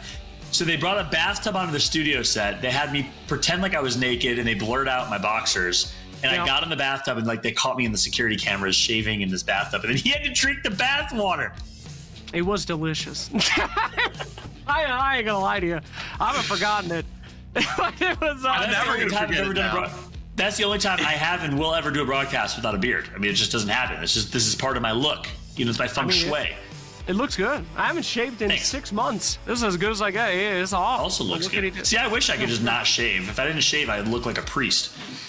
Grass is always greener, pal. Okay, I'm bald. I got patches. Look at you. All right, you're fine. You're doing just fine. Son of a biscuit. Gosh darn. Anyway, we're getting this battle royale lobby ready. We have as many Apex players as we can headed in here for our show. So again, shout out to all the different communities that have worked together to get us such a huge turnout for week 1. The boys at Regiment Gaming coming in and sending us Regiment. their I was just about to boys. say that, man. Thank you very much, Legends. Warrior Gamer. A lot of different communities that have sent us out people. I believe Stack Up sent some people to us as well. So really a huge amount of gaming communities sending their boys out to represent. So thank you. And we will thank you by giving them money for winning. So yes, it's not just like when I was awaiting tables and people would stiff me and say thank you and then walk out. No, we are actually giving you tips. You will be able to pay your rent. Thank you very much. And I believe we are good to go. Ladies and gentlemen, let's get ready for our BR round. Oh man, Sir Action Slacks. Jokes aside, I still think he's one of the best Dota casters of all time. So Fallout here joined alongside, speaking of one of the best casters, my man Colin McCrow Clark, one of the best to do it, in my opinion, one of the most entertaining to do it, one of the most well-spoken to do it. And guess what? He's going to show you why right now. We got ourselves some action. Is this solos? And look like we've got a guy dropping in solo. There's 57 people in the lobby with 20 squads. So hey, it's Ollie is trying their best to just survive as long as they could. But that EVA 8, even from downtown, was able to pick up that final shot. No, it wasn't. It was the car. It was Yazzle on their squadron to pick up that final shot. Going across map now all the way over here. Gonna slide into that ring, gonna punch up all these orbs. Nobody's willing to take the boxing match early in this one. Little Devo baby in the floor action. But do we have another squad? No, we don't. I don't believe we have another squad here. Maybe ready to pick them off if they come out of the squad. No, we do. One up top. We have a squad inside of the ring, the squad up top just looting up, flying across over here to the Oasis. Flatty Daddy with a 3 times, just trying to check out what may be going on, what may be happening. The big difference you're going to see in this with not the 3 strikes is the simple fact that you're going to have teams play a little bit more defensively early. You don't want to go out. You might even see some more support-style setups, like you were talking about earlier with an Ash, maybe. Oh, here we go. Newcastle's going to be back down into a corner, realizing they're going to get fully turned on. Now trying to add some damage to help their teammates as they get pushed up the stairwell. It's going to be up to RG Gears here, getting the first knock. Obsidian's going to be in their own fight. Lifeline's going to go down. Now one more to worry about. Triple Take's going to pick off the final that was getting revived. Beautiful job there by RG Gears, and now getting the revives off. What a way to finish off that first fight. RG Gears, one of the prominent names in the Regiment gaming community, went insane right there with the Triple Take and the SMG. Cleans up the whole squad. 2 teams eliminated already to kick things off. Impressive stuff coming from them. Meanwhile, moving on over to a team of 2, it looks like they actually swapped some teams a little bit. So did the Lion jump ship to a different team? Because we got Peasy now playing with Batosai. Yeah, Batosai and Peasy got that Buster Sword on the back. Somebody liked the Final Fantasy VII crossover event, much like your boy Colin the Crow Clark, still rocking his Buster Sword when he plays. But that's neither here nor there. Inspire is going to be looking across into the ship there and is not going to think better. The discretion is the better part of Valor in this one, is they don't take any pot shots. They're going to allow Peasy to continue to loot up here. He's got the black market up to be able to see what is in the area, maybe pick up 1 or 2 items that they think are more important than the others, and then go about their looting priorities. Hopping over to Kino. Looks like they might be moving across the field here over to Turbine in the middle of the map. They might even take a far right hook into Estates, but Turbine might have a little bit of action here as we have 2 teams starting to push up on one another, but they're going to get picked up here in the middle of the map as this team comes across the zip line. This is going to be Regiment Gaming Gears finding that 1 player behind them, taking some shots with the Nemesis, and won't be able to get any early damage. Looking back across the middle of this field. Are they going to pressure this here? That is a long Ash. Yeah, the snare cross map. No one sees it coming. It's slowly ascending through the sky. What is that? They just stand there and watch it coming for 10 seconds. Yeah, Katy Perry enters the fray and starts singing fireworks. That's right. There's an opponent by me. Here we are. Zerbo's in this lobby. Zerbo's former pro, semi-pro type. So they brought some big guns here. Picked up an elimination there in the kill feed. If you keep your eyes on the top right, you'll be able to see any action we might not be able to pick up on screen for you. These 2 teams are getting ever closer, and you can see them trying to traverse the edge of the map, not trying to get knocked off here. Another fight coming out. We're going to swap on over to Evensta. They're going to be bottom side here, just outside the Turbine.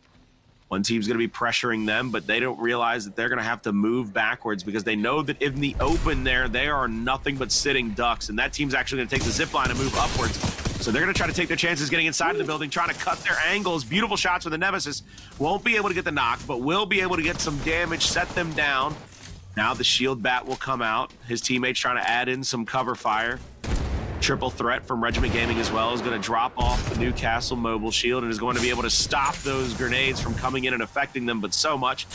Shuts them out, says, hey, look, you can knock all you want, but like the big bad wolf, you're going to have to blow this house down if you want to come in. Yeah, I like this position, especially with a rampart on your side. Can give yourself nice defensive posture. Ain't no way they're going to push through with a risk of a Sheila and a rampart there. But now they're going to have to rotate into a Turbine of Hell, which is quite literally the name of the POI. It's going to be madness in this Turbine. 5 teams in a vicinity, including Kendall Jenner. The enemy is moving in. Yeah, it's going to be Omega Male Lemons. I know it's lame, but I'm saying I'm adding everything. I'm just going to, yeah, that's right, baby. Look, just Swiss, all right? They're going to be able to take this fight. They're going to take that portal. That's just I am. He's just going to take that portal and get the hell out of there.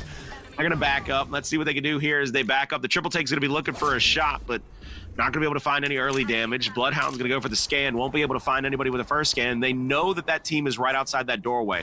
They're not sure which side they're rotating on. Arc Stars are going to be loaded and locked. Here comes the fragmentation grenade. 2 of them in the hip.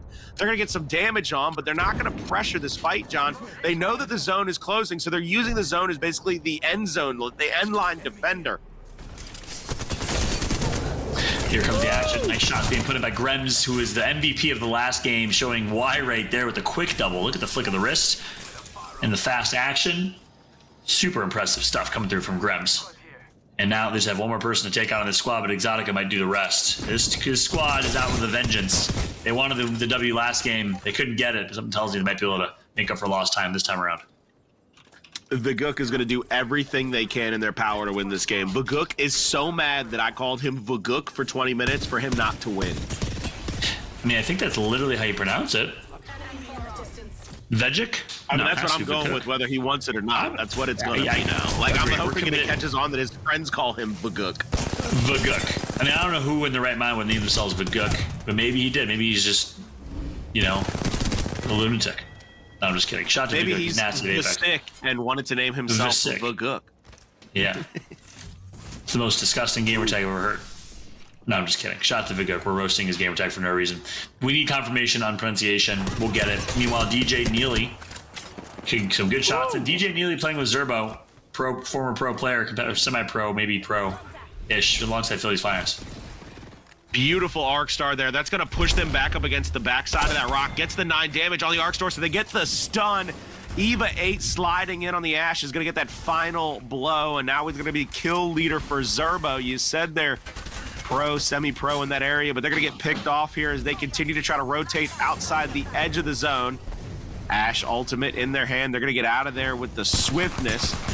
Hoping the teammates chase him, but this is going to be Philly's finest trying to hold somebody off with the double P2020. He's not going to be able to get that, but Zerbo turns and burns with an Emmy from up top here.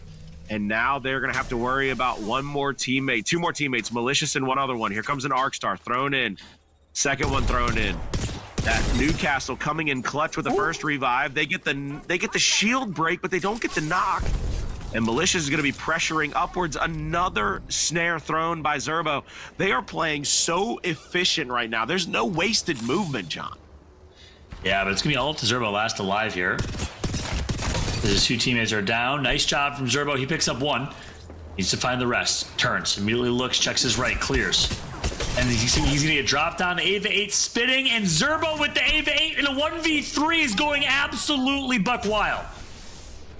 Unbelievable turn there. Now has one more player to worry about. There's the Ash snare. That's going to be an Arc Star thrown out. They're going to be snared themselves, so they can't run. But so far, beautiful secondary down. Looking to try to pick up this last kill to try to get another elimination for the team. Gets it, but he's going to be continuously ticked by the zone. Zerbo sees the Bangalore ult. It's going to stun him. Going for the battery now. Finds one for good luck inside of the building. Now going to heal themselves with the med kit.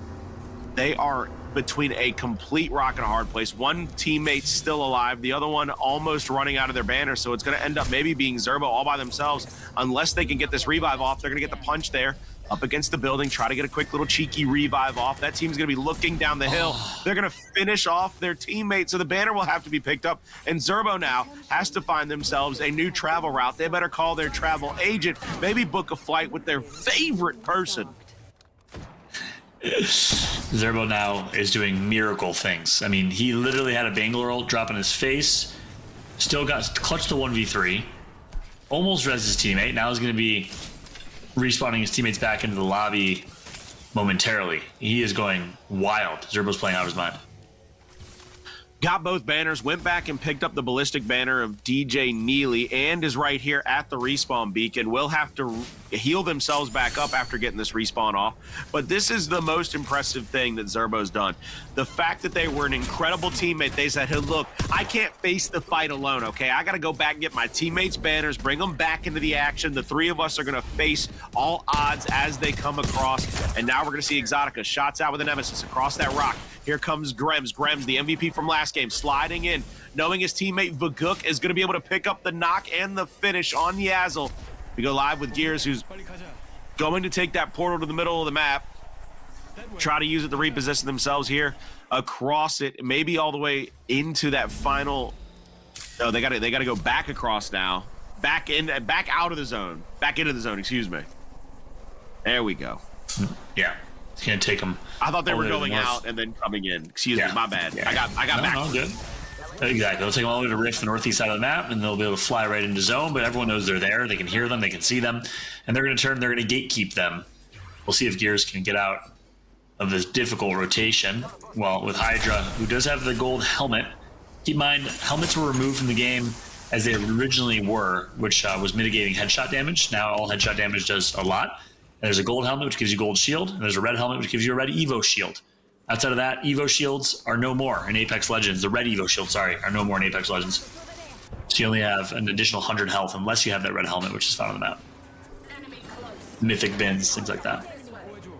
Gotta hope that you find that each and every time you drop out of the ship, baby. We're gonna go live with Halleck Boys getting that ultimate off from the crypto. There's the stun and the early arc damage. Now grenades are going to be thrown in at DJ Neely at that corner. None of those nades are connecting. They're hitting that bush, it seems like. And, I mean, that bush must be the strongest piece of tree I've ever seen in my life as it's continued to save his behind from different multiple fragmentation grenades.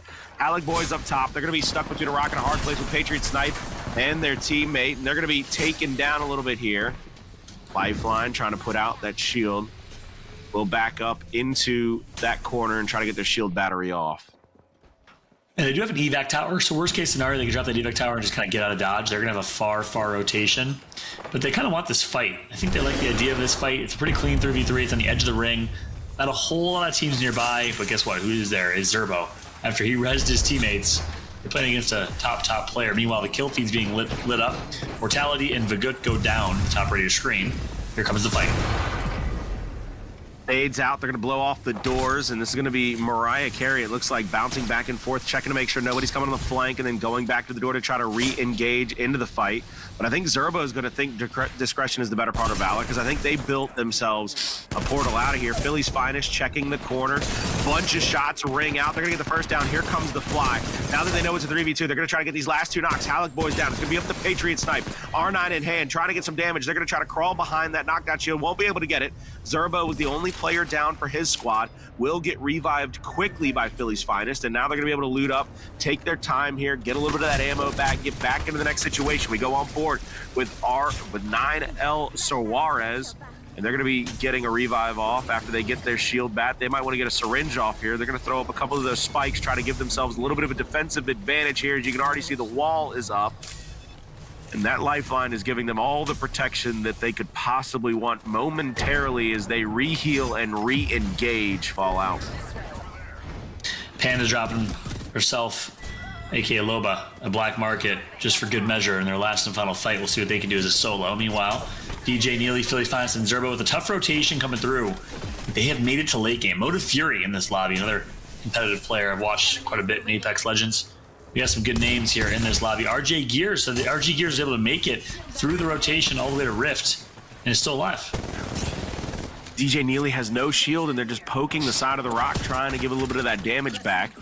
Zerbo's going to been giving 2 shield bats by his teammate. Now they're going to be stuck behind this rock, and every piece of ordnance was just thrown at Zerbo. They are trying to get him eliminated in this situation. He's got 12 kills as well, taking his own portal back into the zone, trying to give himself a little bit of a recourse back into this fight, but Obsidian's dad is going to fly in with a 301, trying to get a little bit more damage here. Gears and Heavy Chevy trying to live behind that rock. They push up and take away the positional advantage of Zerbo and his squad. 4 squads left, 11 players. Fights coming out. This is a pretty important battle because whoever wins this will have the advantage going in, I think, to that next rotation. Zerbo's going to fly back against them. Gears is going to be all by himself. Gears is going to have to throw out that beautiful battery wall, but they're going to continue to pressure down onto him.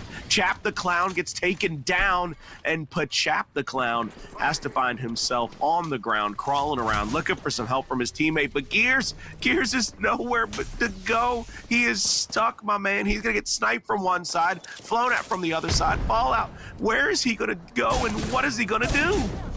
Oh, well, wait a minute. Hold that thought, because way back in the north-south side of the map here, Zerbo stayed alive. He ratted, and he just flanked that team that initiated that fight alongside DJ Neely, who got rezzed and back into the lobby. And now Zerbo, alive with high ground, an opportunity to drop on Gears, win that 2v1, get more loot, and make it a 3v3 or 2v3 to close the game out. Is Gears solo? So we got a 1v2v3 right now. A 1v2v3. Neely goes down, gets sniped from the top of the building. Now a 1v1v3. Fallout. This is one of those situations where is the enemy of my enemy my friend? If you're Gears and Zerbo, are you going to try to work together a little bit, or are you going to try to rat it out and try to pick somebody off after a quick down?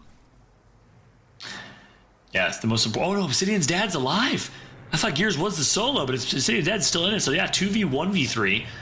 And it looks like they're going to just take out Zerbo. They're not going to use him as a third teammate. They're going to win this 2v1. But Zerbo says, hold that thought. He takes out thanks. Gears, and Obsidian Dad gets taken out as well. Zerbo just 1v2s them. Are you kidding me? Let him get the 1v3 right here. Let him get the 1v3 Fallout. Let him get it. I want to see this man go just switched absolutely spots. nutty, buddy. He's top of the building now. He just teleported. He said, whoop, see you later. As they tried closing in on a third party, he took their spot on high ground where the ring is closing.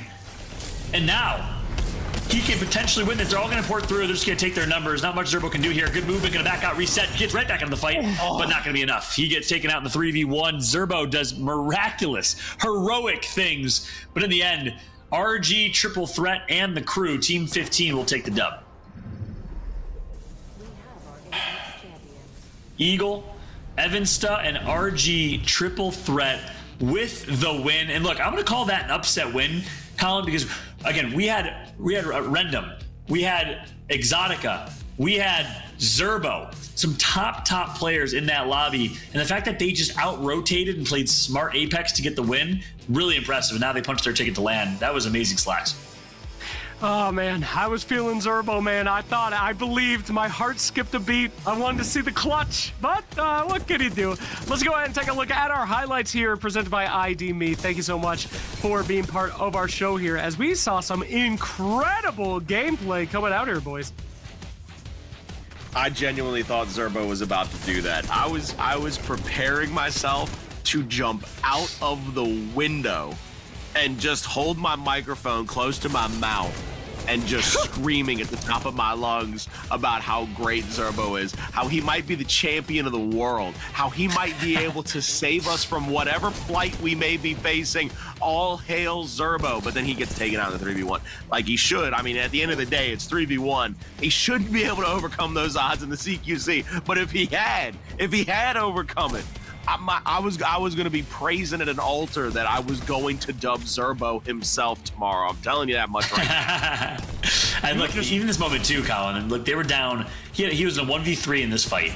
Clutch is a 1v3 here. So I don't blame you for thinking he was going to pull it off, because he did it in this moment. Pure 1 versus 3 against this team, and he just dookies on them. Impressive stuff from Zerbo. They get the revive. He drops an Arc Star. Look at this. Woo! He knows that the Arc Star is going to connect. So well played from Zerbo from start to finish. Loved what I saw right there, but unfortunately couldn't finish it out. And this is the team we didn't see how they died, I don't think. So I'm curious what happened to them. I'm pretty sure they just got called out on a ring edge. At the end of the day, you've talked about it before in this very broadcast, Fallout. Sometimes, and I say sometimes, a lot of the times in Apex, the better rotated team, the team that's willing to make the smarter moves early, has it pay off for them a little bit later, especially when you're looking at it where it's the talent range may vary a little bit. If everybody was at the top of the plateau, you'll have that chance where maybe that early rotation doesn't serve you or doesn't benefit you. But when you've got a chance to maybe take an advantage over an opponent that might have a little bit more than you, Apex is that game, because the smart team, the rotational team, might have a chance to outflank you or outshoot you because you just don't have the right spot. You don't have the right angle to overtake them. Absolutely, guys. And I have to say, big shout out to the community. As soon as that game is over, a bunch of the players come into Twitch chat and they start flaming each other. That is what I'm about, baby. That is hell yeah. Bring it out. That's our veteran and active military That's the community. boys right there. Shout out to coming in, talking some smack, getting ready for the next one. That is what we like to see here. I mean, that's community building. That's bonding, baby. Don't like it. I've got to steal somebody. Somebody said sapling. I'm so used to hearing people being like, oh, I sunned you. Oh, I made you my boy. Like, somebody got called a sapling, a baby tree. Oh, goodness. I'm stealing that. That is going to be stolen now. I'm sorry. That's so much to grow. Pure. So much to learn. And that's a double entendre, because now if somebody gets absolutely worked, I'm going to be like, oh, he got sapped, bro. He got sapped. That sounds like how Gandhi would flame people. Young sapling. May you like that's badass. May peace be with yeah. you, my sapling. Not even Grow into offspring. a real tree. You are my not you are my son, not you are my offspring. You are my sapling. That is just pure disrespect. And I love every second of that. Shout out to everyone that's coming in this Apex Legends community, talking a little smack, having some fun. It makes it more fun going to game number 3. We got one last game. Who's going to take the dub? We've had some surprise wins in games 1 and 2.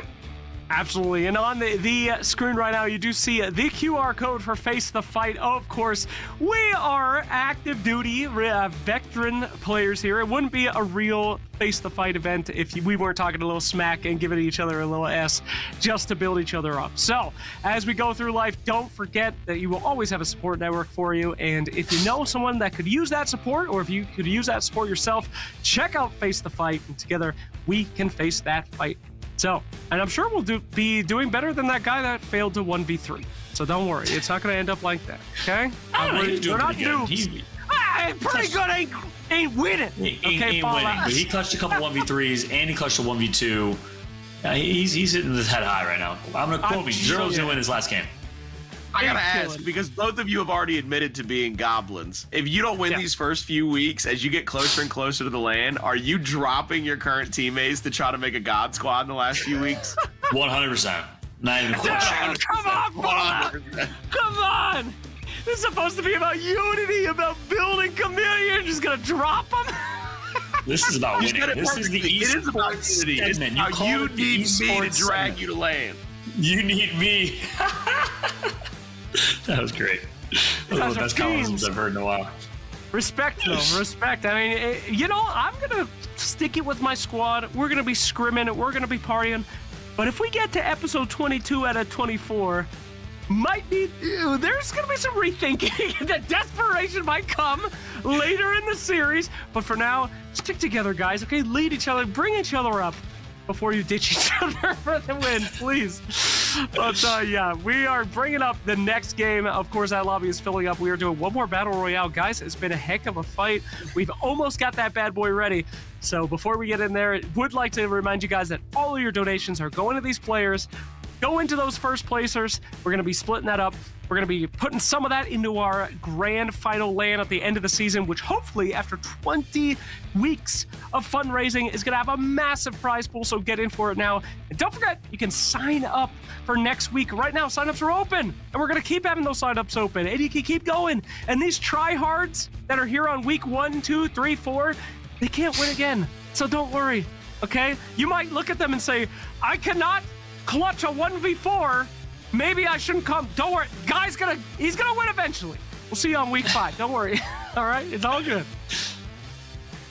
Yeah, that is a good point. And that's why I'm so surprised that game 2 was not won by one of those like ultra try hard kind of competitive Apex teams. And it just goes to show anyone can win. That's what I love. Like triple threat in the boys. That's a good squad. It's a great squad that rotated early, played textbook Apex, found God spot in late game, and took a dub. So it's just a sign to anyone that's watching and playing right now. It's not ALGS format where you need to get most points over 3 or 6 games. It's win a game and you're in, and you can do that over the likes of Zerbo, Exotica, Grim, all these ridiculously talented players if you just play smart Apex Legends, rotate early and stay alive, and it happened right there in game 2. That's right. That's right. That's why we're not playing PUBG. A guy hiding in a bush could technically win as long as he doesn't get run over. So we're trying to hold off on that to make sure that we don't have a situation like that. Although you could vote for it in variety. If you are a bush hider, your time can come. All right? If you're like anything like us. So yeah, don't worry about it, guys. As we're going in. Now, gentlemen, any last advice for the last guys remaining? We've seen some big champions been taken out. We've seen some very big try-hard leaders. What are you going to do if you are a casual player going into these games and you are against literally the best of the best of the military community? What advice could you give to our poor noobs out there that are fighting for their lives? Colin, you go first. Play comfy. At the end of the day, the easiest thing you can do is pressure yourself into a loss. If you're more comfortable, take a little bit of relaxed point at this, you're going to play a little bit better. The second you start ratcheting up your own nerves about it, you're going to make yourself play worse. I like that. That's some good, sound and solid advice. I'm going to go, that's more, philosophical in nature, which is also important. I'm going to go more practical and tactical and strategic in nature as the Apex guy.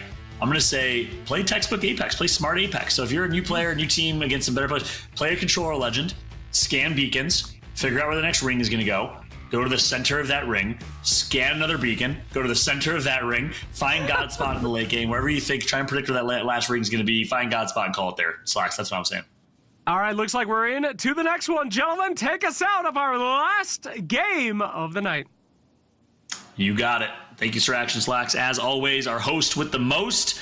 Big shout out to Slacks for all of he's doing, by the way, and the entire organizing team behind this event. This is an amazing, amazing series. Look, I've done a ton of military events. I've done thousands of esports events. This concept of Gamers and Guardians is unbelievable. Like, we're raising money for a great cause, and we're also contributing to prize pool, giving a chance to put some money in the pockets of active duty military or veterans. Can't ask for anything better than that, Collins. We have just speaking of can't ask for things that are better. We have a fight to start this match. Malicious and Furiosa already out, already taken down by Grims. Grims and Vaguk and Exotica picking up where they left off. They have been hot to trot from the start of the night. But Fallout, I've got to ask you the all-important question. Are you shocked we're seeing Broken Moon? Listen, Broken Moon is now in the competitive ALGS rotation. So believe it or not, I am not shocked. If you'd asked me that question 6 months ago, I would have been shocked. But here we are in 2025. That's right. We're here in 2025. Last match's winners right here. Triple. Oh wait, no, is it Broken Moon? I think it's District. I said Broken Moon. I meant to say District. Never mind. I take that back. I personally kind of like Broken Moon. I think it's alright. Eagle here trying to syringe and battery up inside of the building. That's going to be triple threat getting pressed. So our last match's winners are being pressured early in this one. They're going to be tagged up a little bit. Nobody going down just yet, but they are stuck inside of this building with a team prowling around the outside. Actually, that's Philly's finest on the outside. So does that mean Zerbo is out here trying to look for a little bit of revenge against the team that just took him out? Yes, it is indeed Zerbo.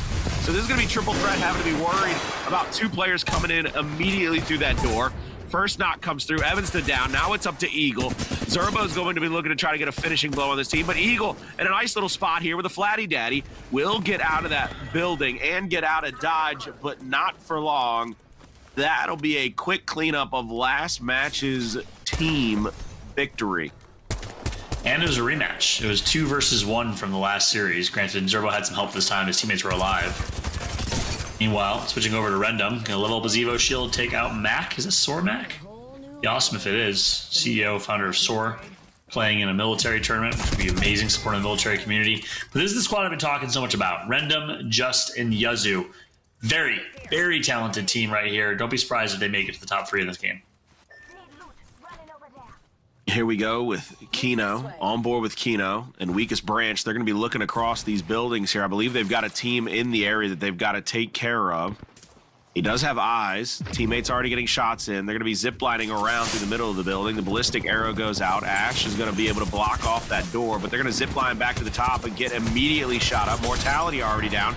Kino is full hurt. Weakest Branch is already out, and that's going to be another elimination coming through for Neely, Zerbo, and Philly's finest. They're going to be up to 6 kills across their squad. They're going to be feeling good going into this mid-game. Yeah, what a start for them. Not only feeling good, but they're going to be kind of kitted, looted, and booted. With Evo shields leveled up, with some great loot from the opponents that they just took out. Impressive stuff to start from the second place team, the runner-up team from the last lobby. We'll see if they continue the consistency, because we know that Zerbo's able to get kills. But the question is, can Zerbo kind of lead his team to a late game first place finish, and again, that late game God spot.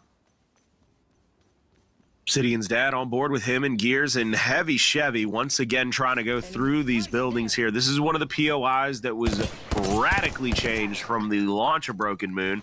They're going to get some early shots there, but Vaguk is going to be able to rotate out with his teammates. Heavy Chevy making a call. They need to go to the top side of the POI, try to get their shots in from a better angle, but it looks like Exotica, Grems, and Vaguk are going to be able to press right across these buildings. Looks like we're actually aiming in on a different fight that's going out. There's going to be, hey, it's Ollie, who's actually on a team this time. He's not launching solo. He's going to have 2 teammates with him. Grim Reaper's going to go down. He's going to be knocked. There's going to be Clavin and Ollie. Ollie's trying to rotate away from the fragmentation grenades. Will get into a position behind that rock to maybe buy himself some time. Shots out with a 301. Not able to connect with a lot. Now looking back across, trying to get the secondary shot, the secondary magazine to go. Is going to push up with the L-Star. Throws the Ash tack, and that's going to be a snare and a knock for him, and a full sweep of that first player. Meanwhile, both of his teammates have gone down behind him, and Ollie is going to try to get out of dodge here as they pull out the Saber, and they're going to be looking for the teleport away from this this engagement. And Ali just dips that. That was a 1v1. I like a clean 1v1 for the bread. I don't know why he... Oh, I got a lot of like Grim the Reapers there. Wait, Grim knocked? Yeah, Grim's knocked. That's his teammate. So if I'm Ali, I'm staying in that fight. I'm taking a 1v1, making it like a, you know, old school meet me in the mid boxes 1 versus 1 type of situation. Grams, Exotica, and Vaguk end up cleaning up that team that we saw rotating earlier to a high ground to try to get some better shots on them. But there's going to be Batosai, Mystic, and Peasy sliding into the POI with Grems to the left, looking through the L-Star with the 2 times here, trying to find out which building they're in. They heard the shots. They at least know that a team is there in a position to try to take this 3v3, excuse me. I was going to say 1v1 like it was team versus team, but now that they hear the zip lines going off, they know that they are moving away from them. They're going to be looking with their scopes to try to find them across the map. I believe they see, there they are, the death boxes, and they hear those. Yep, there they go. The grav lift has given away their position, and it looks like they're going to be trying to push in here, but I'm not sure how smart this is. I mean, all white shields for the squad. Grems is going to get an early damage advantage there, but he's going to slide away. 2 members from Exotica, Vaguk, and Grems have purple already, so they've got a defensive ability, and with the early damage advantage there, knowing the location of their opponents, John, this is not a smart play, I think, by Batosian team. Yeah, especially knowing what we know, which is who they're up against. Meanwhile, the last member, I think, alive of this squad, who we saw in that 1v1 earlier, is going to be nearby. Grems is going to wisely back out, reset, slow things down, kind of meet back up with their teammates. But yeah, keep on, you're in the center of the map right now. This is third-party territory. You got to be really cautious. Maybe Grems, once again, getting attacked here, is going to get the Ash Portal off, is going to bounce right out of there. Try to buy some more time, buy some more space, get over to his teammates, Exotica and Vaguk, and they're going to be getting shot up as well. Turn, go for the burn with a Nemesis. Beautiful shield crack there. Sliding backwards into that building there. Going to continue to build space. I think this is a smart play here. You talked about the third party. This gives them an out. This gives them a way to get out without having to get third partied. They're finding themselves to the bottom side of this POI, and they know that if a team tries to rotate on them, they've got an escape route. They've got an escape plan, and there's 4 teams in the area now, John, so it is perfectly set up for a third party, but they've put themselves in a position to be able to defensively fight off whatever may be coming at them. Yeah, you called that perfectly, Colin. That was a brilliant rotation. Like, you're the best team in the lobby probably in terms of individual skill, but don't have an ego. No reason to have an ego just trying to fight everyone. Look how small that choke is. And with this ring, it's the first team to get through that choke that will succeed. And the fact that they were the first ones through, wise decision. I like what I'm seeing from this squad. Grems is going to be here on the crafter. Going to pick up another shield battery. Exotica coming off of the jump. We'll at least call out the team up top and going inside of the building.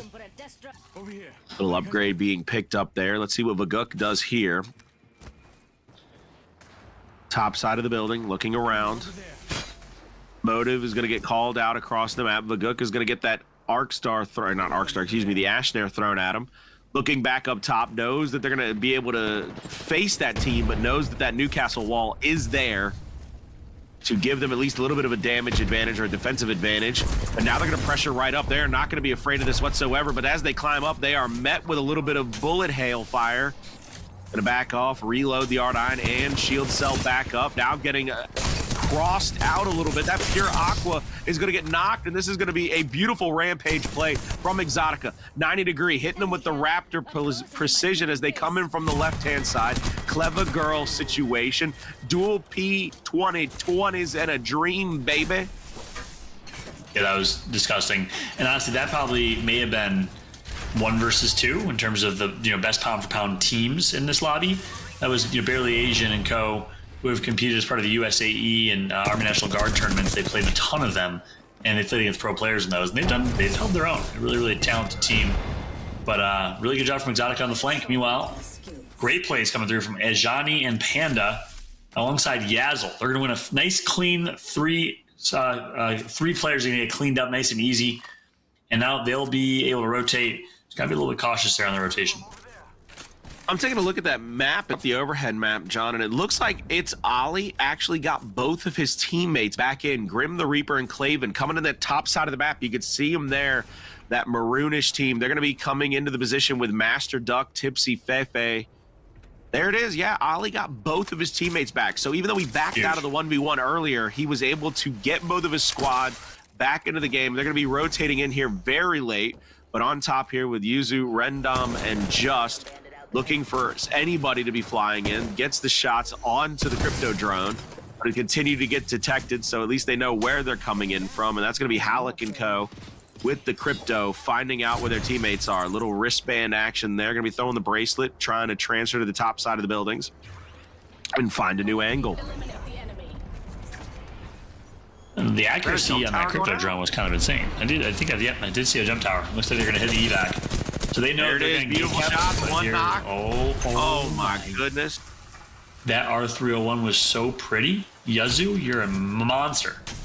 Hey, that goes into the dictionary under things you can't do. All right, don't tug on Superman's cape, don't spit in the wind, and don't jump tower 25 feet in front of somebody. All right, that just ain't the smartest thing you ever did. What happens if you try on Superman's cape? Usually, if you tug on Superman's cape, it's bad news. Even if you're a little kid, all right, he don't like that. It's a personal, take of his. Even though he's like a nice guy. He's the super nicest guy in all of like comic book history. Right? But you don't tug on Superman's cape, okay? You don't try him. Lesson learned. He's got that'd be like talking smack to 1988 Mike Tyson, all right? You don't want to mess with 1988 Mike Tyson. Superman and Mike Tyson being compared. Maybe, perhaps. Yeah, he's got a little evil side to him, Superman. I can see him biting someone's ear off. Bizarro, dog. There's a whole entire evil side there. Anyway, let's get back to where I look. I can talk comics all day. I need to get out. I need to get away from that subject before I just go AWOL and start talking about anything but the Apex in front of me. Ollie's up top. You're going to see the shots ring out, and that's going to be Psych getting shot up as well from inside of that wall. They're out in the open. They have maybe one or two pillars between them and that team, but that team also doesn't have a lot of cover. They have a truck, a couple of walls there, but they saw the black market. Ash Alt is going to be out. They're going to be repositioning. Ollie inside of the building, Grim Reaper on top of it, and they are about 35 feet away from Psych, and I'm not sure if they have any idea that they are there.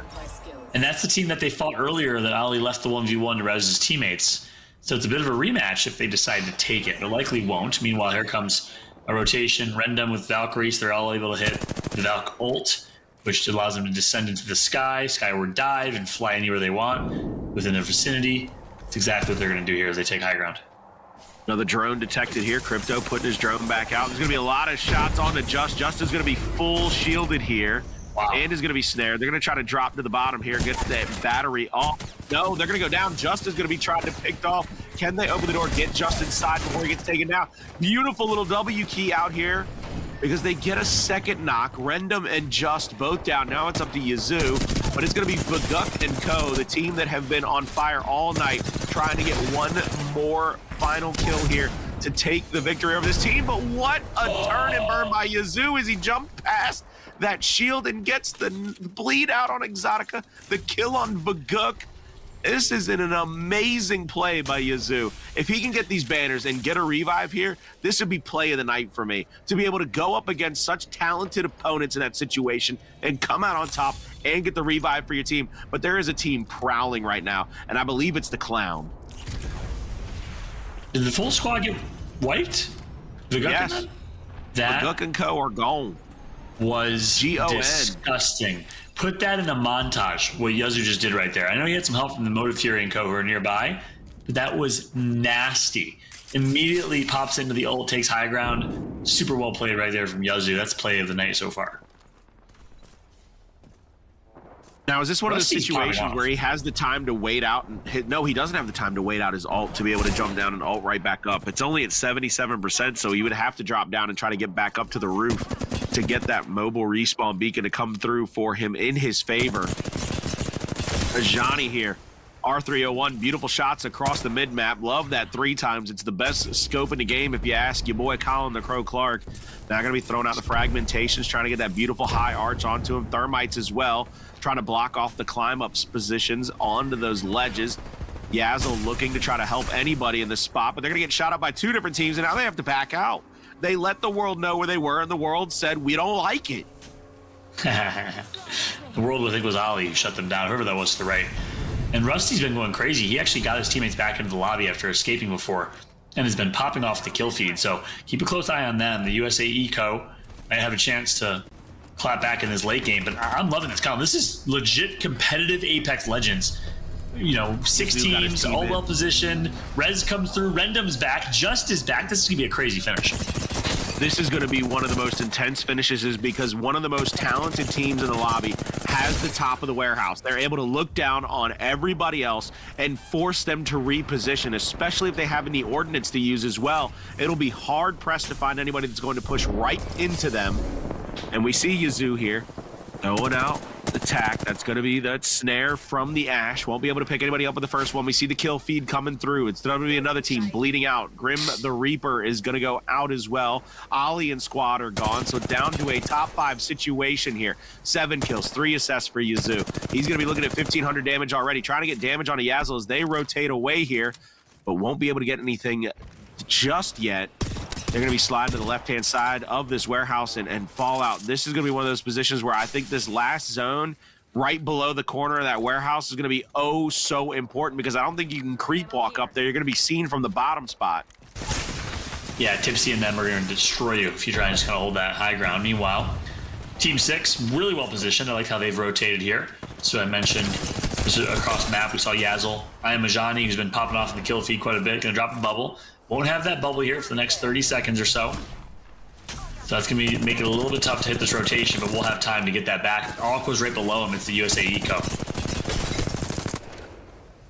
It's going to be Ajani trying to continue to get those shield cracks here as they are hiding behind that shield bubble from the Gibraltar. Now we're going to be on board with Master Duck, the Newcastle, moving over to Sykes, switching POVs, trying to find somebody that might be able to get a shot here. Sentinel, I believe he's got it charged up as well. Won't be able to get that pick just yet. Ajani continuing to hide behind the rock. They're getting call-outs where their teammates are, and there it is. Beautiful shot from Syke. Gets the knock with the Sentinel, and will rotate back now. Calls the position for his teammates, and the ordnance is starting to fly in. Newcastle throwing out the mobile. And you can see where the zone is closing in. Yazoo and company are on top of the building. Chap the Clown, Suarez inside, holding the back door. Just Rendom and Yazoo up top. They're going to be holding that position as long as they can. They're going to see every single other team except maybe the team directly below them, trying to figure out where they can go and what they can do. This is one of the worst spots to be in because you are out in the complete open. Dropping to see who's below him. Eva 8 and Ham, beautiful shots out. They're going to get that first shield. Jumping in with the second one. Eva 8 gets another shield crack. Now R301's going to get the first knock. Second knock coming through. Lifeline doesn't get any of the revives off, and that's going to be a clean team wipe. Top 3 situation, Fallout. I love that decision to all drop and surprise that team like that, being decisive in that. Now they're going to do the same thing. It's going to be Tipsy and co who are going to clean wipe this team. So both teams say, hey, let's just take care of each other's teams and call it an old-fashioned Western showdown 3v3. 3v3 situation. Final 2 teams in here. That's going to be the bracelet up top. They're going to adjust, is going to be readjusting themselves to the top side of this map, trying to find the angle. They're going to be moving left. Peacekeeper in hand. First shot connects. Second shot does as well. There's a knock on sight. Tipsy is also down as well. One player left to live, and that's going to be all she wrote. An absolutely scintillating, sensational win after an incredible play of the night candidate from Yazoo to bring Rendom and Just back into this. They find themselves in the winner circle after some impressive plays. You're so right. That was the Yazoo play that allowed them to win and res his teammates and get the dub. This is why we love Apex Legends, Slacks. One player makes a hero 1v2 play and clutches the game for his team. That was insane. Oh, that is what I like to see. I mean, you're just not going to get that in Call of Duty. Sorry, boys. It's just not going to happen. That's why it's the best. What can I say? What can I do? Gentlemen, what a fantastic night of Apex. That was so fun to watch, and you guys absolutely killed it as our casters. Let's go ahead and head back and relive that match thanks to ID Me as we try to ID who we think is our MVP for this one. Guys, what do you think? Yeah, I love that question. And honestly, for me, I think, Colin, you know exactly what I'm going to say. That play from Yazoo right there, plus winning that game number 3. If I'm picking an MVP for game 3, it's Yazoo. If I'm picking an MVP for all 3 games, tough to say. It really is tough to say. You know, Grems throws himself in there, but we just didn't see the same level of consistency from Grems and Zadaka despite this play right here in kind of games 2 and 3, Colin. Look, if I've got to pick a MVP for the night, it's Zerbo. He went nuts in the 3 strikes. He almost comes away with a clutch win in the second game in a 1v3 after surviving a 1v2 where he's stuck against the back of a water tower, and he has an impressive showing in game 3. But the squad of just Rendom and Yazoo are the MVPs of the night. They were consistent in all 3 game modes. They put themselves in a position to try to win all 3 matchups we had tonight, and they finally come away with a victory. Not just a victory, but a victory with all 3 of them alive and not a single person shielded. If you get more flawless than that, I don't know. Yeah, I think Yazoo would put we just saw his hero play, and then he's the tip of the spear in this fight too.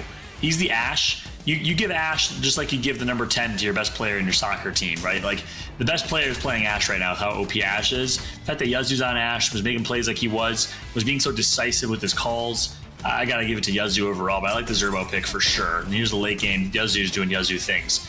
Picks up 1, turns, gets the last big shotgun pump right here, and cleans it off with his teammates. Really, really impressive stuff from Yazoo and this squad here as they take game number 3 and they punch their ticket to the LAN tournament. I'm excited to see them on LAN. Rendom on LAN. I can't wait, man. I've had a chance to watch them online for years now. I can't wait to see them on LAN. Still gotta win the qualifier, though. Still gotta win the qualifier. Still gotta win. So wait, so you're winning a game, punches a ticket to qualifier, then you gotta win the qualifier to get in? Okay, got it. That's right. That's true. That's right. I'm just manifesting what may be. I like that. You know, you're imagining it. Sorry, I cut you off though, Colin. What did you have to say there, boss? I had a nerd out moment because I loved where in the highlight package we saw somebody run up on a person who had no idea they were there and took the sentinel shot to get the shield knock and then pulled out the peacekeeper for the down. And I was like, that's the smartest and like funniest like Halo 2 play I can imagine. The old snipe shield followed by the pump shot. I was like, that's brilliant. There we go. That's right. Plasma pistol straight to BR, baby. That's how it goes, you know? You would be a noob. You're talking about the Retro Lancer and the noob combo in one broadcast? Can you get this man off the broadcast? You're not allowed to play video games anymore. You are banned from video games. Hey, you know what? You guys get off the broadcast. No, thank you so much. We are going to let you guys off the broadcast after a fantastic, fantastic job casting that Apex. Guys, final words to this community before we send you home for a well-deserved rest tonight. Yeah, I'll kick it off by just saying I have so much love for the military gaming community as a whole, and particularly the military Apex community. Entertaining as all heck, passionate, good values, good character, always on time to tournaments, you know, just quality human beings. So huge honor to get to cast this. Military Apex community, one message for y'all. Spread the word about this event. Do you guys know how fortunate we are to have Gamers and Guardians running these events bi-weekly with prize pool, with a qualifier, with a LAN tournament? That is insane. Please spread the word, because if it's not a success, you know, we might not have a chance to get more of these. So please spread the word, everybody. It's a pleasure. It's an honor. I'm unbelievably humbled. I am unbelievably honored. I could not imagine a better co-caster, a better cause, better sponsors, better host of the night with the most, better guys in front of us. I mean, to follow up the 2 sets of casters you had before us, I was here all night. I was tuned in. I was locked in from the get. I said, ain't no way I'm going to be able to follow all that handsomeness, all that great casting ability. There's no way I'm going to live up to all that, okay? I can't do it. But you bet your bottom dollar I'm going to try, okay? I'm like a one-legged man in a butt-kicking contest. I might not win, but boy, I'm going to try. Thank you so much, guys. You guys are Riz Masters, all right? We got to be careful. You guys are not allowed to watch anyone else on the program. We're going to quarantine you two. You're out of control. Thank you so much, guys, for an incredible job. Wish you the best, and we will see more of you in Gamers and Guardians, as Apex will be a repeating title. So thanks a lot for joining us, guys. You guys have an absolutely fantastic night. Thank you. All right, so we are going to move on to the end of our show. Guys, I guess we're going to close it out here. Just want to say thank you so much to everyone that participated. I mean, you guys came out in droves for our episode 1. All of our viewers on Twitch, all of our players in the veteran and active duty community out there. Guys, from the bottom of our hearts, thank you. The show is all about you, honoring you guys, and making sure that you have a great community to come back to every week. Keep playing, keep having a good time, and of course, keep winning those prize pools. So please keep on coming back. And I would like to say, before we close our week 1, that we do hope to build this show along with you. So if you saw something that you would like changed, modified, if you have any reviews, this show is for you.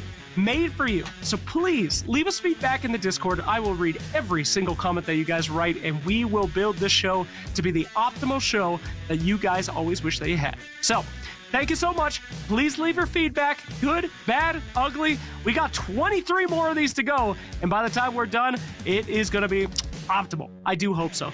But with our viewers and our players in mind, I would, of course, like to say thank you so much for everybody who made tonight's possible, especially our sponsors at Onward Ops, OnComs, True Mobile, and everyone who faced off with us here today. Our charity partners as well, Face the Fight, Gold Star Gamers, and the Call of Duty Endowment. All of us have come together to make this show. So that's a wrap for week 1 of Gamers and Guardians. Don't forget to sign up for week 2. Don't forget to vote for what game you guys want in variety. And don't forget that just because you didn't win this week doesn't mean you're not going to win next week, because all those tryhards, they're already locked in, baby. We are just going to keep going until we get winners every single week. So thanks again for watching week 1 of Gamers and Guardians. We'll see you next time, and let us know how we can do better. See you around, guys. Thanks for watching.